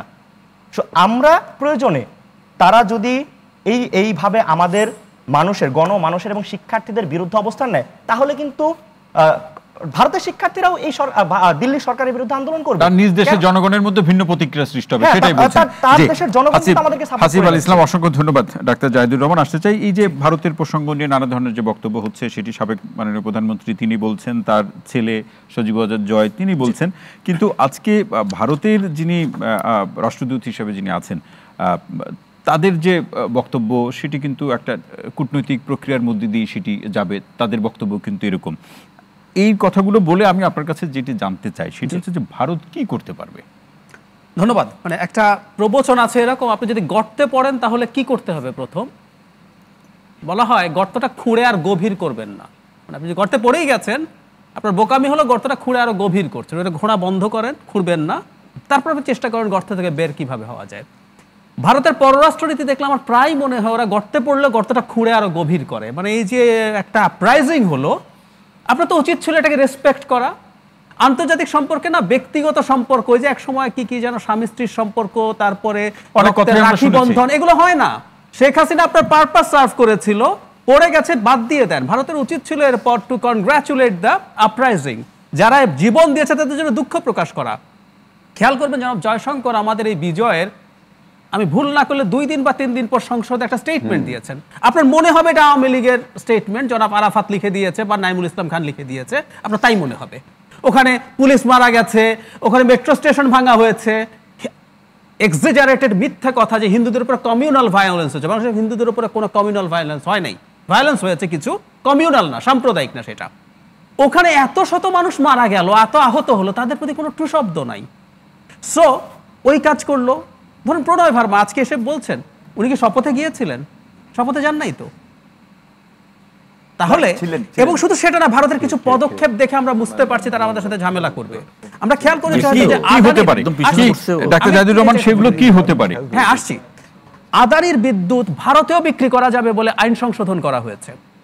এই বিগত সরকার ভারতের উপর আমাদের কতগুলো স্ট্র্যাটেজিক জিনিসের শপথ অনুষ্ঠানে ছিল, সেটা ছিল হয়তো আপনার গ্যাপ ছিল। জি, অনুষ্ঠানে ছিল। তাহলে ভুল করেছি আমি। জি, বিগত সরকারের একটা খুব বড় স্ট্র্যাটেজিক মিস্টেক ছিল ভারতের উপর আমাদের বিদ্যুতের নির্ভরশীলতা তৈরি করা। আদানি এখন আইন সংশোধন করে বলা হচ্ছে তারা ভারতীয় বিদ্যুৎ বিক্রি করতে পারে। আমার কাছে মনে হয় যে এই বিদ্যুৎ এই মুহূর্তে বাংলাদেশ থেকে সরে যেতে পারে। আমাদের নিত্য প্রয়োজনীয় পণ্য দ্রব্য আছে যেগুলোর প্রতি আমরা ডিপেন্ডেন্ট। আমি আশা করি সরকার সেগুলোর কন্টিনজেন্সি প্ল্যান রাখবে। এক পেঁয়াজ দিয়েই অনেক ঝামেলা পাকিয়ে দেওয়া যায়। সো এখনো তো তারা সেইভাবে কাজ করছে না।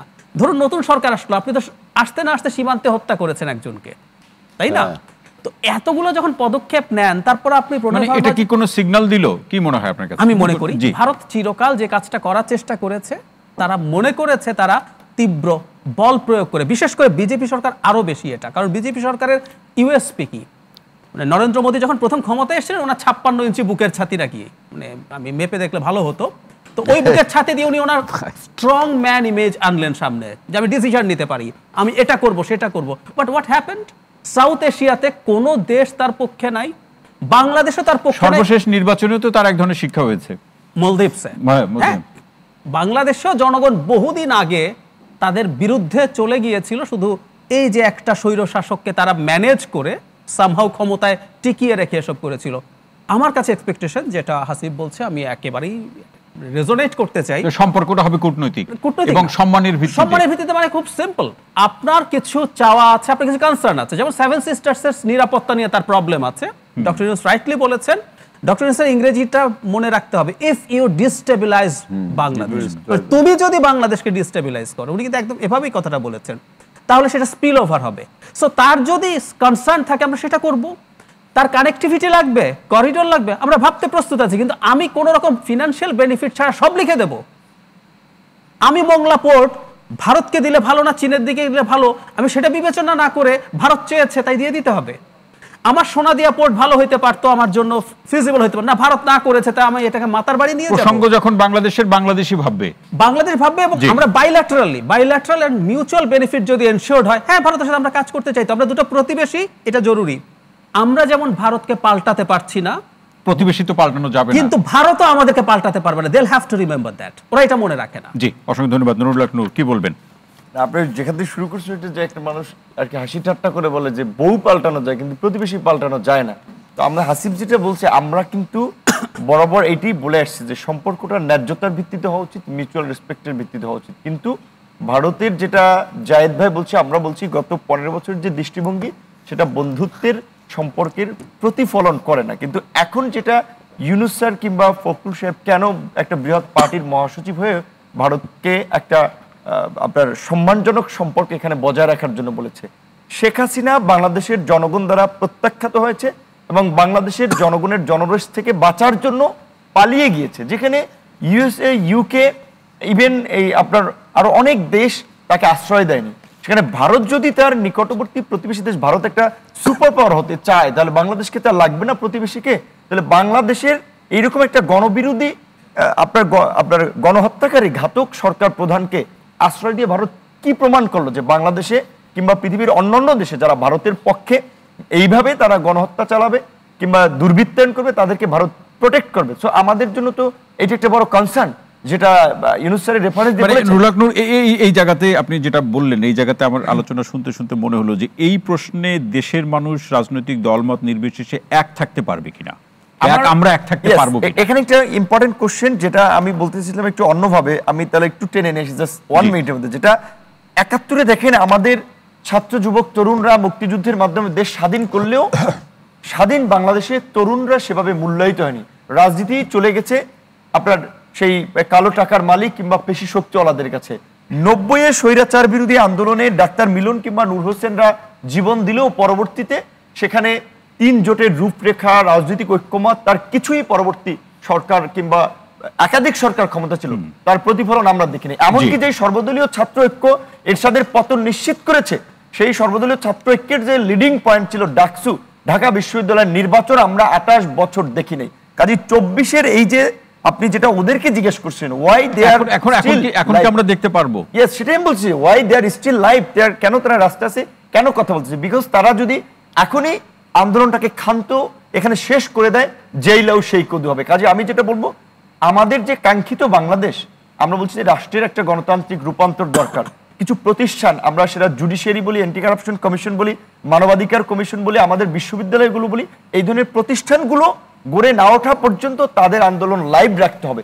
এবং তাদের যে প্রত্যাশা, এই যে দুর্বৃত্তায়িত রাজনীতির একটা ইতিবাচক পরিবর্তন, ছাত্ররা যদি এখনই মাথা থেকে এই আন্দোলন জেরে ফেলে কিচ্ছু পরিবর্তন হবে না। তার জন্য আমরা বলছি অন্তর্বর্তীকালীন সরকার এটা কিন্তু নরমাল কোনো সরকার না, এটা সতর্ক এবং সজাগ থাকা, ছাত্র জনতার পূর্ব অসাধারণ ম্যান্ডেট নিয়ে তার আজকে ক্ষমতা আছে। কাজে তাদেরকে রিফর্মগুলো করতে হবে এবং সেই ক্ষেত্রে ভারতের সাথে যে সম্পর্ক, সেই দিক থেকে ভারত যদি আমাদেরকে রেসপেক্ট করে আমরা সেই দিকে আগাবো। ভারত যদি আমাদের সাথে শয়তানি করে তাহলে আমাদেরকে অবশ্যই শয়তানি করতে হবে। ভারতের 7 সিস্টার্স কনসার্ন, আমাদেরও পার্বত্য চট্টগ্রাম কনসার্ন আছে। সেখানে আধুনিক পিস্তল সশস্ত্র গ্রুপগুলোকে কারা দিচ্ছে? ভারত দিচ্ছে। জম্মু ল্যান্ড নামে যে স্বাধীন ভূখণ্ড তৈরি করতে চায় পাহাড়ে বিচ্ছিন্নতাবাদী সন্ত্রাসী গোষ্ঠী, ভারত তাদেরকে মদত দিচ্ছে। ভারত মদত দিবে সেটা যে কনসার্ন নেই, আমার 7 সিস্টার্স তাদের কনসার্ন, সেটা আমার দেখতে হবে। তো আমি একটা কথা বলে শেষ করব, যেটা আপনারা বলেছেন, এই যে জায়েদ ভাই বলেছে বাংলাদেশে কোনো সাম্প্রদায়িক ঘটনা ঘটে নেই। ভারতের উচ্ছিষ্টভোগী কিছু হিন্দু এজেন্ট এটাকে সাম্প্রদায়িক হিসেবে বিশ্বব্যাপী দেখাতে চাচ্ছে এবং ভারতের ওই যেটা হচ্ছে গদি মিডিয়া কিংবা মোদি মিডিয়া, তারা এটাকে ফেব্রিকেটেড করে, মেলাইন করে প্রোপাগান্ডা আকারে প্রচার করছে। সো এখানে বোঝা যাচ্ছে ভারতের একটা অসৎ উদ্দেশ্য আছে এবং ভারতের এই যে এখানে অস্থিতিশীল পরিবেশ তৈরি করার এজেন্টরা আছে, ভারত কিছু ক্ষেত্রে সাকসেস হবে। সেই ক্ষেত্রে আপনি যেটা বলছেন আমরা সবাই এক থাকতে পারবো কিনা, আজকের বাংলাদেশ পরিষ্কার, আজকে জনগণ ঐক্যবদ্ধ হয়েছে। যারাই জনগণের বাইরে অন্য কিছু চিন্তা করবে তারা গণরোষের মুখে পড়বে, শেখ হাসিনার মতো। কাজে আমি সবাইকে সতর্ক করে দেব, সাবধান করে দেব যে ভারতীয় এজেন্ডা এইখানে বাস্তবায়ন দেশের প্রয়োজনে করবে, শেখ হাসিনার মতোই তাদের পরিণতি হবে। নুরুল হক নূর, অসংখ্য ধন্যবাদ। সাদাত হোসেন সেলিম আসতে চাই, এই যে ভারত বাংলাদেশের সম্পর্ক সেটি নিয়ে আলোচনা করছি পর্যায়ক্রমে, এই বিষয়ে আপনার বক্তব্য থাকলে সেটি তো আপনি বলবেন। তবে আপনার কাছে নির্দিষ্ট করে আমার যে প্রশ্ন, এই যে পর্যায়ক্রমে আমাদের যে রাজনৈতিক যে প্রক্রিয়াগুলো কিংবা সর্বশেষ যে বিগত সরকারের যে পতন অথবা অভ্যুত্থানের মধ্যে দিয়ে তাদের যে পতনের বিষয়টি দেখলাম, সেটি তো নিশ্চয়ই প্রতিটি রাজনৈতিক দল কিংবা রাজনৈতিক কর্মী যারা আছেন প্রত্যেকের জন্য সেটি একটি শিক্ষা। এটি আসলে কতটা সেই শিক্ষাটা ধারাবাহিকতা থাকবে বা শিক্ষা থেকে শিক্ষা নেবে সেটি একটি প্রশ্ন। পাশাপাশি দুই দেশের জনগণের যে উপলব্ধি, যেটি সম্মানিত আলোচকরা বললেন, সমন্বয়করা বললেন, এই জনগণের উপলব্ধি বিবেচনা করে কি সরকারগুলো সিদ্ধান্ত নেয় নাকি সরকার তার মতো করে ভাবে? সেটি দুই দেশের প্রসঙ্গে বলছি আমি। না, দেখুন, আপনার এই বিগত যে নির্বাচনটা হয়েছে, ড্যামি নির্বাচন, মানে নিজেরা নির্বাচন, এবং আমাদের গণতন্ত্রহীন ভাবে আমাদেরকে গণতন্ত্রহীনতার মধ্যে ঠেলে দেওয়ার জন্য আমরা চিহ্নিত করেছি ভারত একমাত্র দায়ী। ভারতের সুজাতা সিং এর জাতাকলে পড়ে যে গণতন্ত্র নিষ্পেষিত হয়েছে, এরপর বিগত 2023 সালের নির্বাচনও একই অবস্থাটা ঘটিয়েছে। নির্বাচনের পরপরে আমরা সিদ্ধান্ত নিয়েছি, আমরা 12 দলীয় জোট, যে আমাদের এই দেশে আপনার ভারত আপনার প্রচণ্ড রকমের হস্তক্ষেপ করছে এবং ভারতের কারণে আমরা আজকে গণতন্ত্র থেকে বঞ্চিত। সেই কারণে আমরা সরাসরিভাবে ভারতীয় পণ্য বর্জন করার জন্য আমরা ডাক দিয়েছি এবং আমরা 12 দলীয় জোটের নেতৃত্বে আমরা সারা বাংলাদেশে এটা একটা জনমত সৃষ্টি করার চেষ্টা করেছি এবং আমরা এই মেসেজটা দিতে চেয়েছি যে ভারতীয় জনগণ আমাদের বন্ধু, ভারতীয় জনগণ আমাদের শত্রু নয়।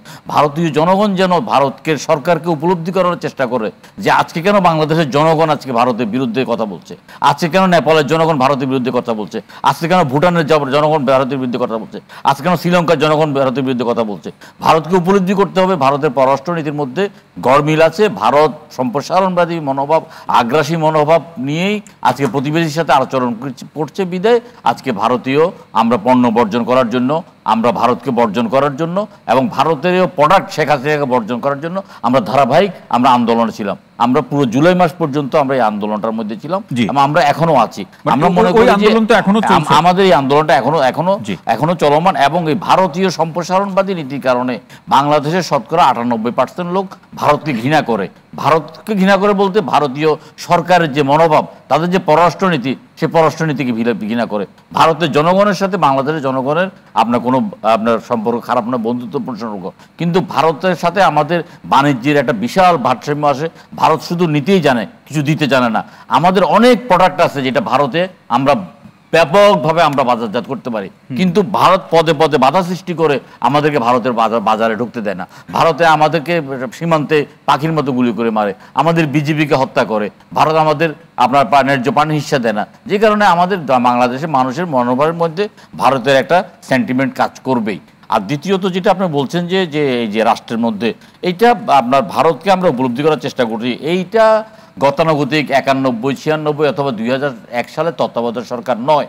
এইটা ছাত্র জনতার রক্তাক্ত অভ্যুত্থানের মাধ্যমে ছাত্র জনতার আপনার বুক পেতে দিয়ে আন্দোলন করে আপনার গুলি খেয়ে রাস্তায় নেমে একটা বিপ্লবী সরকার গঠন করেছে। এটাকে আমি অন্তর্বর্তীকরণ সরকার বলতে রাজি নয়, এটাকে আমি তত্ত্বাবধায়ক সরকার বলতে রাজি নয়। আমি এটাকে বলতে চাই এটা বিপ্লবী সরকার এবং এই সরকারে যারা আছে তাদের উপলব্ধি করতে হবে যে একটা বিপ্লবের মাধ্যমে এই সরকার গঠিত হয়েছে এবং আমাদের প্রত্যাশা কিন্তু এই বিপ্লবী সরকারের কাছে বিপ্লবী কর্মকাণ্ড, গতানুগতিক কর্মকাণ্ড না। সেগুলো কেমন? আমি যেদিন আমি এই আওয়ামী লীগ সরকার গত 15 বছর প্রতিটা প্রতিষ্ঠানকে ধ্বংস করে দিয়েছে। প্রতিটা এমন কোনো প্রতিষ্ঠান নেই, আপনি একটা প্রতিষ্ঠান বলতে পারবেন না যে প্রতিষ্ঠানটা মানে সঠিক খাতে চলছে। এই প্রতিষ্ঠানগুলোকে এই সরকার আপনার এখানে তাদের কাজে সংস্কার করতে হবে। আপনার চিকিৎসা সেবাটা বাংলাদেশে একেবারেই নাই বললেই চলে। আমি যেদিন শুনেছি, যেদিন আমি দেখিনি, আমাকে বাসা থেকে বলা হলো যে আপনার ছাত্ররা হসপিটালে গিয়েছে, সমস্ত দালাল পালিয়ে গেছে, আমি এত খুশিতে আত্মহারা হয়ে গেছি। কারণ সরকারি হসপিটালগুলোতে দালালের এরকম দৌরাত্ম্য, মানে আপনার অ্যাম্বুলেন্স ড্রাইভারদের দৌরাত্ম্য এবং আপনার এখানে মানে চতুর্থ শ্রেণীর কর্মচারীদের দৌরাত্ম্য সীমাহীন। আমি তখন এত আনন্দিত হয়েছি, গণমাধ্যমে প্রতিবেদন হয়েছে। হ্যাঁ, প্রতিবেদন। আমি এমন আনন্দিত হয়েছি যে ছাত্ররা রাইট ট্র্যাকে আছে, দেশটাকে বিনির্মাণ করার জন্য তারাই পারবে। বাজারে গিয়ে তারা যখন বলছে যে 1 পয়সা চার্জ দিতে হবে না, তখন আমরা দেখছি যে জিনিসপত্রের দাম কমে গেছে। তাহলে ছাত্রদের কাজ কিন্তু শেষ হয়নি। আমরা একজন প্রবীণ মানে রাজনীতিবিদ হিসাবে কিন্তু সেলিম ভাই, সেটি শিক্ষার্থীরা সেটি করছেন, কিন্তু তাদেরকে তো তাদের শিক্ষা কার্যক্রমে ফিরতে হবে। এই যে সংস্কারগুলোর কথা আমাদের শিক্ষার্থীরা বলছেন, আমরা সবাই মিলে বলছি, এটা তো একটা স্থায়ী রূপ প্রয়োজন। সেই জায়গাতে কোনো চ্যালেঞ্জ আছে? আমি সেটা বলছি যে এই সরকার বিপ্লবী সরকার। এই সরকারকে মনে করতে হবে যে এটা কোনো একটা পিকনিক সরকার নয়। আপনার ওই যে তত্ত্বাবধায়ক সরকারের পিকনিক সরকার নয়, এটা একটা বিপ্লবী সরকার। এই সরকারকে বিপ্লব করতে হবে এবং এই সরকারের বিপ্লবের পিছনে ছাত্র সমাজ তো ঐক্যবদ্ধ, এবং একটা মানে শিশু ঐক্যবদ্ধ, একটা কিশোর ঐক্যবদ্ধ, একটা তরুণী ঐক্যবদ্ধ। আমরা রাস্তাঘাটে দেখেছি যে কিশোরের সাথে তার মা ডিউটি করছে, ট্রাফিকের কাজ করছে। আমরা দেখছি একজন ছাত্রের সাথে তার বাবা কাজ করছেন। তার মানে কি আমাদের ছাত্র, আমরা যে আজকে সারা জীবনটা রাজনীতির জন্য পিছনে ব্যয় করলাম, আমরা নিশ্চয়ই এক পর্যায়ে ব্যর্থ মনে করছিলাম যে আমরা জাগরিত করতে পারছি না। কিন্তু আমরা মনে করছি যে আমরা ছাত্রদেরকে জাগরিত করতে পেরেছি। আমরা মনে করছি যে আমাদের আন্দোলন ব্যর্থ হয়নি। আমরা মনে করেছি আমরা যে আজকে দীর্ঘ 50 বছর রাজনীতি করছি, এই রাজনীতির প্রেক্ষিতে রাজনীতি বিমুখ আমরা বেসরকারি বিশ্ববিদ্যালয়ের ছাত্র, ইংলিশ মিডিয়ামে পড়ালেখা করে, যারা রাজনীতি নিয়ে সামান্যতম চিন্তা করে না, তাদের এই জ্ঞান এখানে রাস্তা নামার যে আকুতি, এবং তারা রাস্তায় নেমে যেভাবে গুলি খেয়েছে, তারা যেভাবে আপনার সাহায্য সহযোগিতা করেছে আন্দোলনকারীদেরকে, আমরা যখনই মুগ্ধের কথা চিন্তা করি তখন শরীরটা শিহরে ওঠে। যখন আমরা আবু সাইদের কথা চিন্তা করি তখন আমাদের শরীরটা শিহরে ওঠে। আমরা মনে করি যে বিপ্লবী সরকার এই বিপ্লবী ছাত্রদেরকে লেখাপড়ার পাশাপাশি তাদেরকে তারা যেন আমাদের পথ প্রদর্শন করতে পারে, সেই ব্যাপারে যেন তারা একটা সঠিক দৃষ্টি। সাদাত হোসেন সেলিম ভাই, অসংখ্য ধন্যবাদ। আজিজুল বারী হিলাল ভাই, যেটি সাদাত হোসেন সেলিম ভাই বলছেন এটি বিপ্লবী সরকার, এবং এর মধ্য দিয়ে যে পরিবর্তনগুলো আসবে, যে সংস্কারগুলো আসবে, সেটি স্থায়ী রূপ পাক এবং সকল রাজনৈতিক দলগুলোর মধ্যে এই উপলব্ধি তৈরি হোক। একটা ইম্পর্টেন্ট ইস্যু তৈরি করছে, তাড়াতাড়ি বলতে হবে কারণ সময় আপনি দেন না। বিপ্লবী সরকার কিভাবে বলবেন? যখন চুপ্পুর কাছে আপনি শপথ নেন তখন সেটা বিপ্লবী সরকার হয়? আপনি শপথ নেবেন চুপ্পুর কাছে, ফ্যাসিবাদের দোসর, ফ্যাসিবাদের দালাল, এই ফ্যাসিবাদের মানে প্রোডাক্ট, তার কাছে যখন শপথ। আমি ওই দিন আমি বঙ্গভবনে শপথ গ্রহণ অনুষ্ঠানে গিয়েছিলাম, পিছনের সারিতে আমি ছিলাম, মানে পিছনের সারির লোক যেহেতু আমরা গিয়েছিলাম। আমি তো হতবাক, এবং পত্রিকায় যখন দেখলাম যে চুপ্পুর কাছে শপথ নিতে হবে। যদি বিপ্লবী সরকার হয় তাহলে আপনার মুজিবনগরের যে সরকার হয়েছিল 71 সালে, সেটা কোন চুপ্পুর কাছে শপথ নিয়েছিল? বাংলাদেশের এটা আপনি সেকেন্ড লিবারেশন ওয়ার বলবেন, এটাকে বলবেন দ্বিতীয় স্বাধীনতা বিজয়, তাহলে আপনি চুপ্পুর কাছে শপথ নেবেন কেন? এবং বঙ্গভবনে সেদিনকার নূরও গিয়েছিল, জাহিদ ভাই, সবাই গিয়েছিল, অনেক লোক আমরা দেখেছি, যারা কিছু লোক দেখেছি আমার সাথে এগ্রি করবে এই স্বৈরশাসক, এই ফ্যাসিবাদের দোসর ছিল। তাই এটাকে আপনি বিপ্লবী সরকার বলবেন কিভাবে? বিপ্লবী সরকার চুপ্পুর কাছে শব্দ।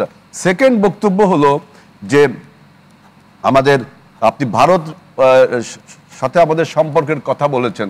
দেখেন, একটা সম্পর্কের ক্ষেত্রে আপনারা বলছেন বিশেষজ্ঞের মতামত থাকে, আমাদের ভারত এক্সপার্টিস যারা আছে, আমাদের ফরেন এক্সপার্ট, আমার জনগণের একটা বক্তব্য আছে, সব মিলে আপনারা মতামত দিতে পারেন, কিন্তু এটা ইমপ্লিমেন্ট করে কিন্তু রাজনৈতিক সরকার। উনি বলছেন এটা অন্তর্বর্তীকালীন সরকার না, আমি এটা তো ডিক্লিয়ার্ড অন্তর্বর্তীকালীন সরকার, তাই না? নূর বলছে, আমাদের ভিপি নূর সাহেব, ও বলছে যে রিফর্মের কথা বলছেন, তাই না? এখন এই যে কাজগুলো করতে যে আমাদের যথেষ্ট সমর্থন রয়েছে ডক্টর ইউনূস সরকারের প্রতি। এই সরকারকে আমরা অভিনন্দন জানাই, সমর্থন জানাই। এমন কিছু পদক্ষেপ নেওয়া যাবে না যে জিনিসটা ক্লামজি হয়ে যায়, এমন কোনো পদক্ষেপ নেওয়া যাবে না। কারণ আপনি যাই করেন সবকিছু ইমপ্লিমেন্ট কিন্তু রাজনৈতিক সরকারগুলো করবে, তাই না? সবকিছু ইমপ্লিমেন্ট রাজনৈতিক সরকারগুলো করবে। যে আলোচনাটি আপনি করছেন সেটা যদি আরেকটু স্পষ্ট করেন। যে রিফরমেশনের কথা বলছেন, এই রিফরমেশনগুলো আপনি দ্রুত, যে রিফরমেশনগুলো, যেমন নির্বাচন কমিশন, এটা দ্রুত করা দরকার। নির্বাচন, আমাদের দেশের আন্দোলনের মানে সূত্রপাতই তো এখানে, আমাদের দেশের মানুষের যে হতাশা, যে সেই সূত্রপাত যে ভোটিং রাইট মানে লুট হয়ে গিয়েছে, তাই না? সেই জায়গাটা আপনাকে দ্রুত ব্যবস্থা নিতে হবে। এখন যদি আপনি সমস্ত সেক্টরে, যেমন আমাদের আইন উপদেষ্টা আসিফ নজরুল স্যার বলছিলেন যে কালো আইনগুলোকে বাতিল করে দেওয়া উচিত, হ্যাঁ, এটা খুব বেশি সময়ের প্রয়োজন হয় না। এখন যদি পুরো আইনকে আপনি সংস্কার, যেমন স্বরাষ্ট্র উপদেষ্টা বলছে পুলিশকে রিফর্ম করতে হবে, কেউ বলছে প্রশাসনকে রিফর্ম করতে হবে, কিন্তু আমি 111-এর এই প্রতিধ্বনি শুনেছিলাম, তো তখন কি এটা কি হয়েছে? 2 বছরে করতে পারিনি। কারণ পলিটিক্যাল সরকার ছাড়া আপনি ব্যাপক যে কাজগুলো আপনার আছে, আপনি বর্তমান যে ইন্টারিম গভর্নমেন্ট, এই ইন্টারিম গভর্নমেন্টকে আপনার ফর্মুলা দিয়ে এবং সংস্কারের যে প্রস্তাবগুলো তারা রেখেছে, তাদের কমিশন গঠন, অনেক কিছু করতে পারে। সুতরাং আপনাকে এই যে নূর যেটা বলছে যে সবসময় আপনি রিফরমেশনের সব থেকে রিফরমেশন, তখন এটা how long it will take to do that, কতদিন সময় লাগবে এটা, তাই না? মানুষের আপনার এই সরকারের প্রতি আমাদের সব রকম সমর্থন, সব কাজেই সমর্থন, যেহেতু এই সরকার একটা একটা মানে গণহত্যাকারীকে তাড়িয়ে আমরা এই সরকার বুঝি। খুব প্রাণের সরকার আমাদের, এটা খুব আদরের সরকার, এটা খুব ভালোবাসার সরকার। সুতরাং এমন কোনো বিগ কাজ, বড় বড় কাজ যদি আপনি করতে চান, তাহলে কিন্তু একসময় কিন্তু এটা মানে ইটস কাইন্ড অফ ক্লামজি, মানুষের একটা বিরক্তিকর ধারণা হবে। আপনাকে সামনে যেটা আসছে যে আইন শৃঙ্খলাকে রিস্টোর করা উচিত। এখন যেমন সারা বাংলাদেশে আমাদের শিক্ষার্থী ভাইরা আপনার ওই যে আপনার ট্রাফিকিং করছে, তারপরে আরও যে সমস্ত কাজ করছে, তাড়াতাড়ি পুলিশ প্রশাসনকে, ট্রাফিক প্রশাসনকে রিস্টোর করে, আইন শৃঙ্খলাকে আরও সুন্দর করে রিস্টোর করে, প্রশাসনকে রিস্টোর করে মানুষের একটা যে হতাশা ছিল সেই হতাশা কাটিয়ে সাহসের একটা স্বস্তি নিয়ে আমাদের ছেলেদের যে সাহস রয়েছে, এই সাহস দিয়ে আমাদেরকে দ্রুত এই সমস্ত সমস্যা সমাধান করে জনগণের সরকার প্রতিষ্ঠা। সেই জন্য আপনাকে টাইম দেন, এটা ঠিক, কিন্তু আপনি তার জন্য যদি সবকিছু রিফর্ম করা শুরু করেন 111 সরকারের মতো, তাহলে কিন্তু এইটা কিন্তু জনগণ ভালোভাবে নেবে, এটা সম্ভব হবে না। তখন বিদেশিরা কিন্তু এর মধ্যে মাথা ঘোরাতে শুরু করবে।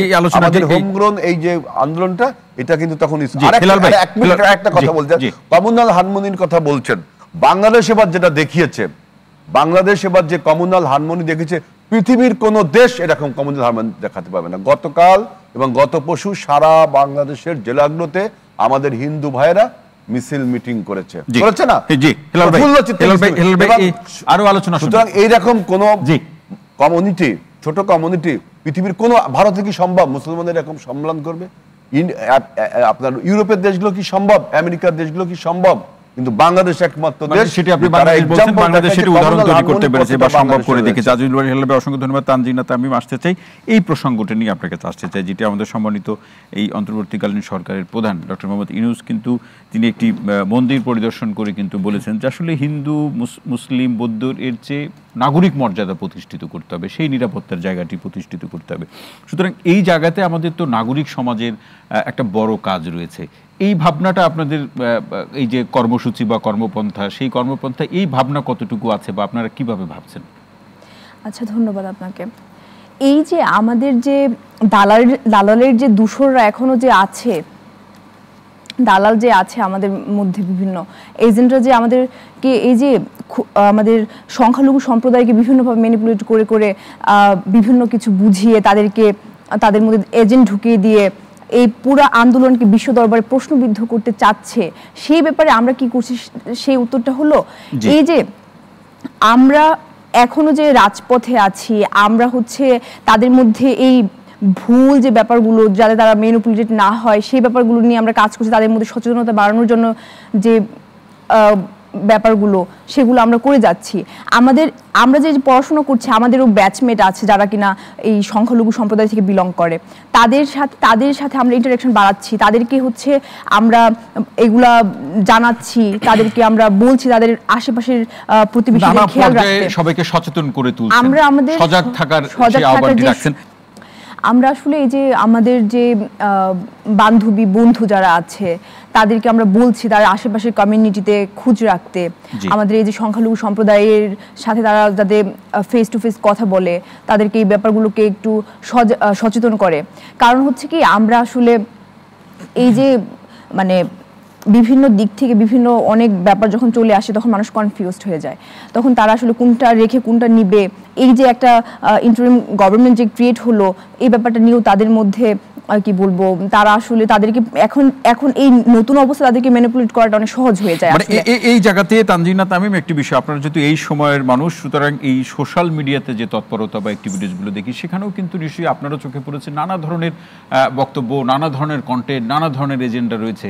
সেই জায়গা থেকে যারা দর্শক অথবা সাধারণ মানুষ, যারা দেশকে ভালোবাসে, যারা দেশের সত্যিকার অর্থে উন্নয়ন চায়, তারা সঠিক বিষয়টি খুঁজে নিতে বা কোনটি সঠিক কোনটি সঠিক নয়, এই ধারণাটা আসলে কিভাবে তারা খুঁজে পাবে, এটা তো একটা কঠিন হয়ে যাচ্ছে মনে হচ্ছে। আসলে সেটা এই যে আমাদের যে জেনারেশন, আমাদের জেনারেশনকে আসলে দেশের মানুষ এরকম ভাবতো যে তারা হয়তো সারাক্ষণ সোশ্যাল মিডিয়াতে স্ক্রলিং করে করে তা কাটাচ্ছে, বা আমাদের জেনারেশন হয়তো খুব বেশি অসুস্থ হয়ে যাচ্ছে, ওরা দেশ নিয়ে সচেতন না, ওরা হচ্ছে রাজনীতি নিয়ে সচেতন না, ওরা হয়তো বা ওদের নিজেদের ক্যারিয়ার নিয়ে ওইভাবে না, মানে এই ব্যাপারটা যখন কিনা এই যে এরকম একটা মাস মুভমেন্টটা হয়ে গেল, আমাদের যে স্টুডেন্ট একটা মুভমেন্ট হয়ে গেল, এই যে একটা ছাত্র জনতার যে একটা অভ্যুত্থান হয়ে গেল, সেটা অবশ্যই একটা প্রমাণ করে দিয়েছে যে এই জেনারেশন ঘুমন্ত না, এই জেনারেশন ঘুমন্ত না, তারা হচ্ছে এভরি আসপেক্ট নিয়ে তারা হচ্ছে সচেতন, তারা দেশের রাজনীতি নিয়ে ভাবে, তারা তাদের নিজেদের নিয়ে ভাবে, তারা কেরিয়ার নিয়ে ভাবে, তারা সব কিছু নিয়ে ভাবে। কিন্তু এই যে আমাদের মধ্যে যে একটা দাসত্ব ঢুকিয়ে দেওয়া হয়েছিল,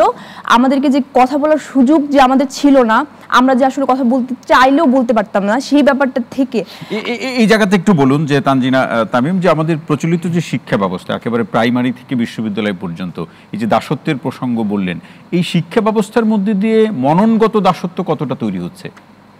জি, আমরা যখন এই মননগত দাসত্ব তৈরি হয়ে যায়, আমরা এই যে আমাদের বিশ্ববিদ্যালয়ের মতো ক্যাম্পাসে যখন আমরা আসি শুরুতে, তখন যখন আমাদের মধ্যে এই যে একটা লেজুর ভিত্তিক রাজনীতির একটা দাসত্ব যখন চলে আসে, যখন কিনা এই যে গণরুম গেস্ট রুমের মতো ব্যাপারগুলো চলে আসে, বা এইগুলো থেকে তখন একটা আমরা হচ্ছে একটা প্রত্যন্ত অঞ্চল থেকে উঠে আসা একটা ছেলে, যখন কিনা ছেলে একটা মেয়ে এরকম শহরে একটা পরিবেশে আসে, তার সেখানে কেউ নেই, তার সেখানে তাকে থাকতে হবে, সার্ভাইভ করতে হবে, ভার্সিটিতে পড়তে গেলে তাকে থাকতে হবে, সেই ব্যাপারটা তাকে হচ্ছে মানসিকভাবে খুবই বিপর্যস্ত করে। সে যখন এই যে কথা বলতে চেয়েও যখন বলতে পারে না, সেই ব্যাপারগুলো তাকে অবশ্যই মনের দিক থেকে তাকে দাসত্ব করে ফেলে। এই বাংলাদেশে ওই বিষয়গুলো আর থাকবে না, এই বাংলাদেশে আমাদের কোনো দলীয় লেজুর ভিত্তিক দাসত্ব থাকবে না। আমরা এরকম একটা ক্যাম্পাস চাই, যে ক্যাম্পাসে এই যে আমাদেরকে বলা হয় যে আমাদের বিশ্ববিদ্যালয়গুলো হচ্ছে স্বায়ত্তশাসিত, কিন্তু কি করা হয় সেখানে হচ্ছে এই যে ক্ষমতাসীন দলের হচ্ছে লেজুর ভিত্তিক রাজনীতির কবলে ফেলে ওখানে হচ্ছে বড় বড় মাথা যাদেরকে বসানো হয়, তারা হচ্ছে পাঁচটা স্বভাবের বলবো। এই ব্যাপারগুলো হচ্ছে আমাদেরকে, মানে আমরা হচ্ছে এই ব্যাপারগুলো ইনশিওর করতে চাই। এই ব্যাপারগুলোতে আপনারা সোচ্চার এবং সজাগ আছেন। আরো আলোচনা শুনবো। হাসিব আল ইসলাম, আমাদের তানজিনা তামিমের কথা শুনে আমার মনে হচ্ছিল আপনি কিছু বলতে চাচ্ছেন, সেটা একটু শুনতে চাই। আরো একটি প্রশ্ন আছে আপনার কাছে। আচ্ছা, আমি যে ব্যাপারটি বলতে চাই সেটি হচ্ছে, এখানে হচ্ছে বিএনপির তথ্য সম্পাদক আজিজুল ভাই হেলাল ভাই আছেন, তিনি আমার অনেক সিনিয়র, আমি তাকে শ্রদ্ধার সাথে জিজ্ঞেস করতে চাই, আমরা কিন্তু আমাদের যখন অভ্যুত্থানের ঘোষণা দিয়েছিলাম, আমরা বলেছিলাম যে আমরা আমার ঘোষণায় স্পষ্ট বলেছিলাম যে ফ্যাসিবাদের পতন এবং যেই ফ্যাসিবাদী ব্যবস্থা আছে এই ব্যবস্থার সম্পূর্ণ বিলোপ নিশ্চিত করতে হবে, জি, এবং আমরা নিশ্চিত করব বলে আমরা ঘোষণা দিয়েছিলাম। এখন দেখুন, এখন বাংলাদেশ রাষ্ট্রের সবগুলো ইনস্টিটিউশন আওয়ামী লীগ সরকার কি করেছে, সবগুলোকে দলীয়করণ করে ফেলেছে, যাদের কোনো স্বাধীনতা নেই, বিচার বিভাগের পর্যন্ত স্বাধীনতা নাই। এখন দেখেন, এখন এই যে গভর্নমেন্টটা হয়েছে, সেই গভর্নমেন্ট কিন্তু শিক্ষার্থী, ছাত্র, জনতা, শ্রমিক সবার রক্তের বিনিময়ে অর্জিত একটি সরকার। সুতরাং এই সরকারের কাছে আমাদের অনেক অনেক বেশি প্রত্যাশা আছে।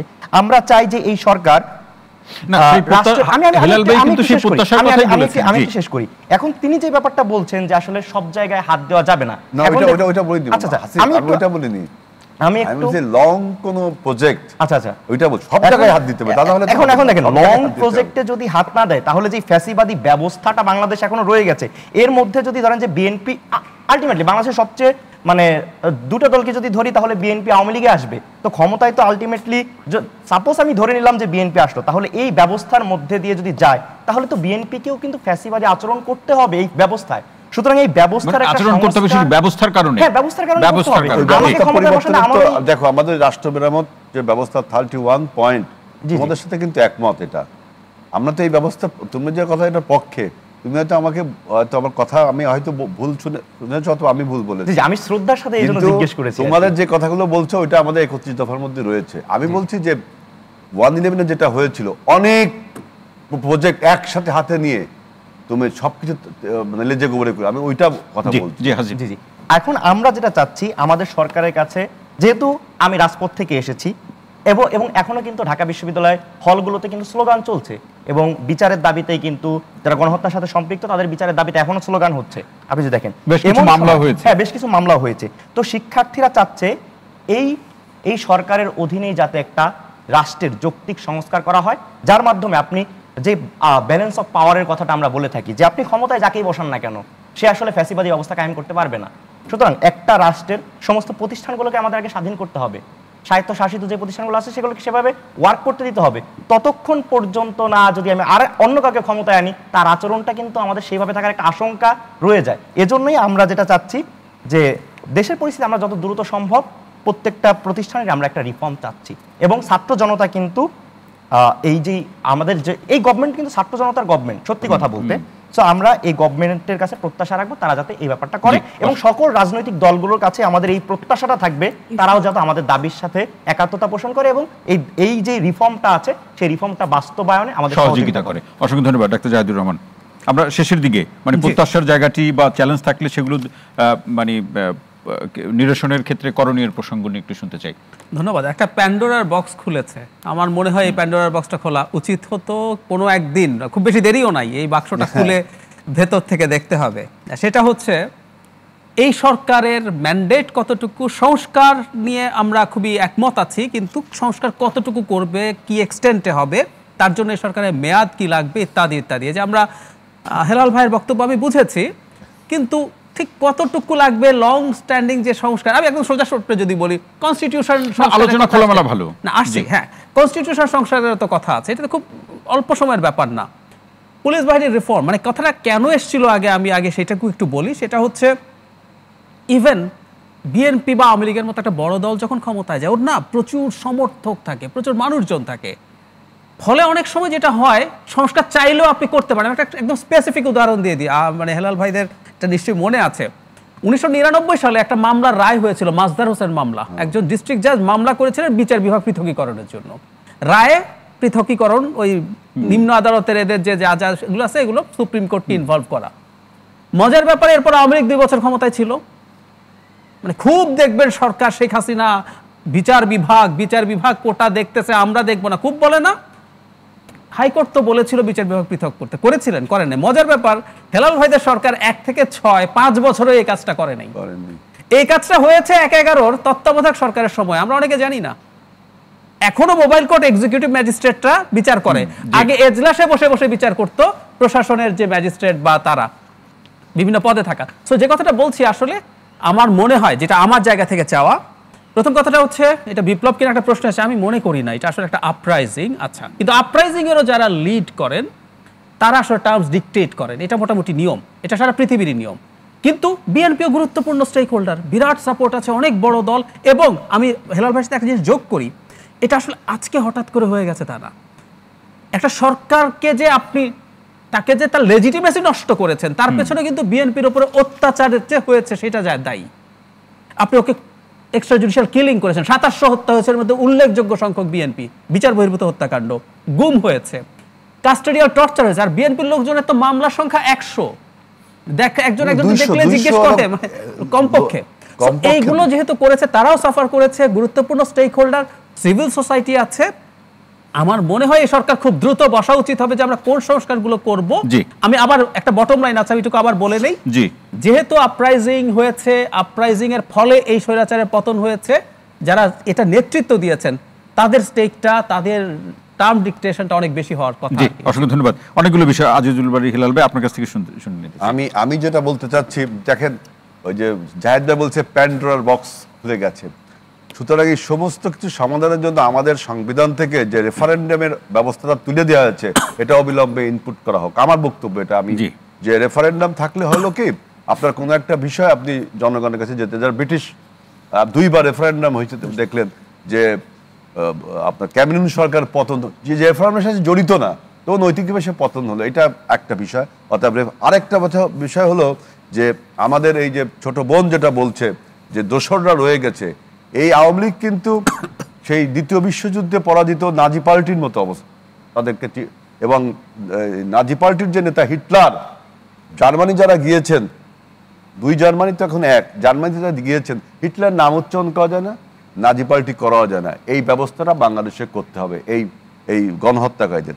আরেকটি কথা হলো যে আমি বাক স্বাধীনতা, কথা বলার সুযোগ দিতে হবে। আমাদের নেতা দেশনায়ক তারেক রহমান, তিনি তার টুইট বার্তায় এবং ফেসবুকে তার বার্তায় আপনি দেখেছেন যে তাকে নিয়েও একটা কার্টুন করা হয়েছে না, তিনি সেই কার্টুনকে স্বাগত জানিয়েছেন। এবং তিনি এও বলেছেন যে আমাদের আমলে আমাকে এবং আমার আম্মাকে নিয়ে আপনারা কার্টুন লিখতেন, আমরা সেগুলো দেখতাম এবং মজা পেতাম, হাসতাম। হাসি মানে দেখতাম, মজা পেতাম। কিন্তু এখন কার্টুনিস্টটাও আপনার বের হতে পারে না, লিখতে মানে আঁকতে পারে না, কারণ আমাদের বিভিন্ন কার্টুনিস্টকে ধরে আপনার জেলে নেওয়া হয়েছে। সুতরাং আমরা দেখেন আমাদের দলের নেতা যেখানে বলছে যে বাক স্বাধীনতার অবাধ স্বাধীনতা, কথা বলার সুযোগ দিতে হবে, এইটা গণতন্ত্রের অন্যতম পূর্ব শর্ত, এটা থাকতে হবে। আর একটি কথা যে জাহিদ ভাই যেটা বলছেন যে এই সরকারকে আমাদের সবাইকে কিন্তু সাপোর্ট দিতে হবে। এবং আমি জাহিদ ভাইয়ের সাথে নূর একটু দেরি করে আসছে, সেলিম ভাইয়ের সাথে দেখা হয়েছে, যে আমরা বলছিলাম যে আমরাই এখন বিরোধী দল, তা আমরা অন্তর্বর্তীকালীন সরকারের ছায়া ক্যাবিনেট তো আর বলতে পারি না, সরকারি দল এখন আমরা বিরোধী দল গ্রুপ হিসেবে কাজ করছি। না আমরা সবাই ওর সামনে সবাই এখানে আমরা যারা সবাই বিরোধী দল, আমাদের যে উপদেষ্টারা আছেন, তাদের যে প্রশাসন আছে, আমরা তাদেরকে মনিটরিং করব, ওয়াচ করব। আমরা বিলাল ভাই সহযোগিতার যে প্রশ্ন বললেন, এখানে আমি সহযোগিতা বলতে আমি বলছি ওয়াচ করবেন, এবং সেখানে অবশ্যই একটা বড় কিছু পেতে হলে তো সেই সকল পর্যায় থেকে তো সহযোগিতার একটা প্রশ্ন তো থাকে। কিন্তু আপনার কাছে আমার প্রশ্ন হলো যে এটি আপনার কাছ থেকে মানে শুনতে চাই, নিশ্চয়ই দর্শকরা শুনে আরো বেশি সমৃদ্ধ হবে। সেটা হচ্ছে এই গত সরকারের পতনের পরে আমরা বিভিন্ন জায়গায় দেখলাম যে আপনাদের বেশ কিছু নেতাকর্মীকে আপনারা বহিষ্কার করেছেন, কারণ কি? শুনেন, একটা আপরাইজিং হলে এরকম হয়, এর থেকে বেশি হয়। বাংলাদেশে তো কম হয়েছে। ৭১ স্বাধীনতা যুদ্ধের পরে কথা যদি এখন বলি, তাহলে আবার আপনি বলবেন কে ও রাজাকার। যেই সমস্যা এই যদি ৯০-এর গণ অভ্যুত্থানের কথা যদি বলি, 52-র ভাষা আন্দোলনের কথা, একটা আপরাইজিং এর পরে, একটা আফিফেবলের পরে এরকম কিছু ব্যাকলাশ তৈরি হয়। সেই ব্যাকলাশগুলো না হওয়া আমি মনে করি। আমাদের দলের মধ্যে যেগুলো আমরা বহিষ্কার করেছি সেগুলো দলের নিয়ম শৃঙ্খলার বাইরে কাজ করেছিল, বুঝছেন? কিন্তু দেখবেন যে বিএনপি, জামাত, জাতীয় পার্টি, সমস্ত দল এবং আমাদের ছাত্র ভাইয়েরা সবাই কিন্তু আমাদের এই আফিফেলের পরে যে আপনার যে অ্যানার্কিগুলো সৃষ্টি হয়েছিল সেটা দমন করার জন্য সবাই কিন্তু পাশে দাঁড়িয়েছিল। তারপরও দেখেন বাংলাদেশের যে পরিমাণ মানুষ ক্ষুধার্ত, এই ক্ষুধার্ত মানুষ এটা সুযোগ পেয়েছে। তারপরে কিছু লোক রং বদল করেছে, আওয়ামী লীগ থেকে রং বদল করেছে, কিছু লোক আওয়ামী লীগের মধ্যে ফ্রাস্ট্রেটেড ছিল। তারপরে এই যে আপনার ড্যামি নির্বাচনে আওয়ামী লীগের 2টো ক্যান্ডিডেট, সেখানেও তাদের মধ্যে বিরোধ ছিল, এখানে তারা সুযোগ নিয়েছে, এটা তার আলোচনার সুযোগ। সুতরাং শুধু আপনি রাজনৈতিক দলের নেতাকর্মীরা এই সন্ত্রাসের সাথে জড়িত তা না। অসংখ্য ধন্যবাদ। আজকে আর সময় দিতে পারছি না। নুরুল হক নূর, আসতে চাই যে এই গত সরকারের পতনের পরে বিভিন্ন জায়গায় কিন্তু আমরা দখল বাণিজ্যের একটা প্রসঙ্গ দেখলাম, অথবা লুটপাট সেই প্রসঙ্গ রয়েছে, ডাকাতের প্রসঙ্গ তো এখনো আমরা কখনো কখনো সোশ্যাল মিডিয়াতে দেখি, সত্য মিথ্যা সেটার প্রসঙ্গ রয়েছে। এখন এক্ষেত্রে আপনি কিন্তু মিডিয়াগুলোতে আলোচনায় বলেছেন যে দলেরই হোক না কেন, যে পরিচয় হোক না কেন, এদের বিরুদ্ধে ব্যবস্থা গ্রহণ করতে হবে। সেই পর্যাপ্ত ব্যবস্থা আমরা দেখছি কিনা? আমরা আজকে স্বরাষ্ট্র উপদেষ্টার সাথে মিটিং করে আমরা 8 দফা প্রস্তাব দিয়েছি এবং পরিষ্কারভাবেই বলেছি যে ধরেন যে তুমি অধম, তাই আমি কেন উত্তম হব না। সো এখন আওয়ামী লীগ যেটা করেছে আমরা চাবো যে এখন জিরো, আমাদের কোনো সাপোর্টার্স, আমাদের কোনো অ্যালাই থেকে কেউ কোনো ধরনের এ ধরনের কোনো ক্রাইমে ইনভলভ হবে না। কিন্তু দুঃখজনক ইতিমধ্যে হচ্ছে। আমি যে বিল্ডিং অফিস নিই, পুরানটা আলরাজি কমপ্লেক্স, সেই বিল্ডিং দখল করতে ইতিমধ্যে রাজনৈতিক দলের কর্মীরা ছিল। সবাই জানেন যে এখানে বিপি নূরের অফিস। আমার ওইখানে যদি এই অবস্থা হয়, এমনকি আমার বাড়ি দক্ষিণাঞ্চলে, তাদের পরিচয় কি আপনি জেনেছেন? আমি জানি। আমার বাড়ি দক্ষিণাঞ্চলে খেয়াঘাট ভাগ হয়ে যাচ্ছে, যে এই পার খাবে এক পার্টি, ওই পার খাবে এক পার্টি। আবার যারা করাচ্ছে তারা বলছে তারা বিপি নূরের লোক, অথচ তারা কিন্তু মানে বলতে গেলে এখন দুঃখ নিয়ে বলতে হয় যে তারা আমাদের এই রাজনৈতিক বন্ধু প্রতিম সংগঠন। ইতিমধ্যে আমরা হাই লেভেলেও তাদেরকে বলেছি অনতি বিলম্বে ইমিডিয়েটলি এটা বন্ধ করতে হবে। যারা অ্যাকশন আপনি বলেছেন যে নাম্বারটা, স্বরাষ্ট্র উপদেষ্টাকেও বলেছি, কোনো পলিটিক্যাল পার্টি পাওয়ারে কিন্তু আসে নাই, এটা একটা ইন্টারিম গভর্নমেন্ট। এবং তারা বলছে যে ছাত্র জনতার সরকার, এবং এটা অবশ্যই স্বীকার করতে হবে। আজকে আমার বড় ভাই 17 বছর নির্যাতিত হয়েছে, আমরা হয়তো 6-7 বছর নির্যাতিত হয়েছি, এবং এই ছাত্র আন্দোলনে কিভাবে পলিটিক্যাল ফোর্সগুলো ইনভলভ হয়েছে সেটা আমি এখন অনেক কিছু বলতে পারি, সেটা 3 ঘন্টা লাগবে মিনিমাম সেটা বর্ণনা করতে। কাজে আমি ওইদিকে যাব না, শুধু আমি এইটিকে বলবো এই যে ছাত্ররা সামনে ছিল, সবাই দলমত নির্বিশেষে, আপনি শিক্ষক, সে সাংবাদিক, আমরা পলিটিক্যাল অ্যাক্টিভিস্ট, সবাই মিলে সাপোর্ট করেছি বিধে এটা সম্ভব হয়েছে। এখন যে ইন্টারিম গভর্নমেন্টের ডিউরেশন নিয়ে যে সমস্ত কথাবার্তা আসছে, আমার পরিষ্কার কথা যে 3 থেকে 6 মাসে নাথিং, কিচ্ছু করা যাবে না। তাদেরকে যেই সময়টা প্রয়োজন, যদি সেটা 5 মাস হয়, যদি সেটা 1 ইয়ার হয়, যদি মোর দেন 1 ইয়ার হয়, মাস্ট বি আমাদেরকে সেটা দিতে হবে। এবং তার জন্য ইন্টারিম গভর্নমেন্টকেও রাজনৈতিক আস্থা অর্জন করতে হবে। এখানে বলছেন বিএনপি একটা মেজর পার্টি, ভালোর স্বার্থে। ইতিমধ্যেই কিছু উপদেষ্টার কিছু মন্তব্য নিয়ে মিশ্র প্রতিক্রিয়া হচ্ছে, আমরা আজকে সেটা জানিয়েছি। কাজেই সেখানে রাজনৈতিক দলগুলোর আস্থা রাখতে হবে, একই সাথে ইকোনমি সচল করার জন্য ব্যবসায়ীদের আপনি আস্থা নিতে হবে। 1-11 যেটা করেছিল, ব্যবসায়ীদের উপর হাত দিয়ে কিন্তু ইকোনমি তারা বেকায়দায় পড়ে গেছিল। কাজে ব্যবসায়ীদের সেই ক্ষতিটা করা যাবে না। এবং আমি বলছি আজকে হাসিবরা যেটা বলছে, শিক্ষা ব্যবস্থার সংস্কার না করে এই কাঠামো যদি রাখা হয়, স্বাস্থ্য কিংবা অর্থনীতি কিংবা প্রশাসন, কিচ্ছু চেঞ্জ হবে না। তার জন্য এই সময়টুকু আমাদের অন্তত ধৈর্য ধরতে হবে। এবং আমি মনে করি সেটা রাজনৈতিক দল, এখানে বিএনপির মতো বড় দল, আমি যতদূর তাদের টপ লিডারদের সাথে মিটিং করেছি, সময়ের ব্যাপারে তারা আমরা বলেছি যে আমরা কি সময় নিয়ে কথা বলবো কিনা, তারা পরিষ্কারভাবে বলেছে আগে গভর্নমেন্টকে স্টেবল করেন। এই মুহূর্তে গভর্নমেন্টের জন্য দুটো চ্যালেঞ্জ, আইন শৃঙ্খলা, ল অ্যান্ড অর্ডারকে স্বাভাবিক করা, ইকোনমি সচল করা, ক্ষমতা নির্বাচন পরে আগে তাদেরকে এই ক্ষেত্রে সহযোগিতা করেন। কাজে বিএনপির মতো মেজর পার্টির এই অবস্থা হলে বাকি সবাই নিশ্চয়ই। অসংখ্য ধন্যবাদ। তানজিনা তামিম, কি বলবেন, একেবারে শেষ মন্তব্যে কি বলবেন, খুব ছোট্ট করে? আমি বলবো যে আমরা চাই নিরাপদ ক্যাম্পাস, আমরা চাই ছাত্র রাজনীতির সুষ্ঠু চর্চা, জি, আমরা চাই শান্তির দেশ। ধন্যবাদ। জি, অসংখ্য ধন্যবাদ। সাদেত হোসেন সেলিম ভাই। জি দেখুন, 5ই অগাস্টের যে পরিবর্তনের পরে যে ঘটনা, কয়েকটা ঘটনা ঘটেছে, বিচ্ছিন্ন ঘটনা। আপনার এই যে এই সরকারি দলের নেতাই তো আতঙ্কের মধ্যে ছিল, ওবায়দুল কাদের অথবা স্বরাষ্ট্রমন্ত্রী কামাল, তারাই বলেছে যে যদি আওয়ামী লীগ সরকারের পতন হয় তাহলে এক রাতে 5 লাখ লোক মারা যাবে, কেউ বলছে 50,000 লোক মারা যাবে। আমরা সেটা হতে দিই নাই। আমরা প্রত্যেকে নির্বাচনী এলাকায় গিয়ে আমরা শান্তি শৃঙ্খলা রক্ষা করার জন্য, দখলবাজি না হওয়ার জন্য আমরা বলেছি এবং আমরা সেই ব্যাপারে সচেতন আছি। আর এই সরকারকে যেটা আমরাও যৌক্তিক, আমাদের বিএনপির পক্ষ থেকে বলা হয়েছে যে সংস্কার করার জন্য যে যৌক্তিক সময়টা দরকার, সেই যৌক্তিক সময় দিতে আমাদের কোনো আপত্তি নেই। এবং আমি যেটা মনে করি যে বিপ্লবী সরকার, আমি এই কারণে বলেছি যে আপনার এটা 1-11 সরকার, একটা সেনা অভ্যুত্থানের সরকার অথবা অন্যরা একটা সাংবিধানিকভাবে তত্ত্বাবধায়ক সরকার, এই সরকারকে মনে করতে হবে যে এই সরকার রক্তরঞ্জিত সরকার, এই সরকারের দায় অনেক আছে এবং এই সরকার সব কিছু লেজে গোবরে না করে সুন্দরভাবে সুষ্ঠুভাবে সব কিছু করবেন এবং আপনার যত দ্রুত সম্ভব সব কিছু সংস্কার করে একটা নির্বাচনের মাধ্যমে একটা রাজনৈতিক সরকার প্রতিষ্ঠিত করার জন্য যেই সময়টুকু দরকার, এই সময়টুকু আমাদের দেওয়া দরকার আছে।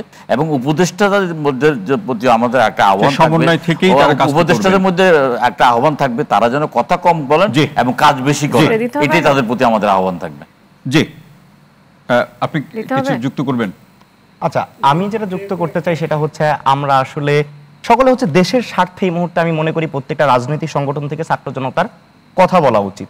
দেখুন, একটা দেশের প্রয়োজনে দেশের প্রত্যেকটা প্রতিষ্ঠানকে কিন্তু শক্তিশালী করতে হবে। দেশের প্রতিষ্ঠানগুলো যদি আলটিমেটলি শক্তিশালী না হয় তাহলে কিন্তু এই ফ্যাসিবাদী অবস্থা রয়ে যাবে। সেটাই প্রত্যাশা। অসংখ্য ধন্যবাদ সম্মানিত আলোচক হিসেবে আজকে যারা ছিলেন, আপনাদের প্রত্যেককে অসংখ্য ধন্যবাদ জানাচ্ছি। পাশাপাশি এতক্ষণ ধরে যারা আমাদের আলোচনা শুনেছেন তাদেরকেও অসংখ্য ধন্যবাদ এবং প্রীতি শুভেচ্ছা। সবাই ভালো থাকুন, সুস্থ থাকুন, নিরাপদে থাকুন। সঙ্গে থাকার জন্য অসংখ্য ধন্যবাদ।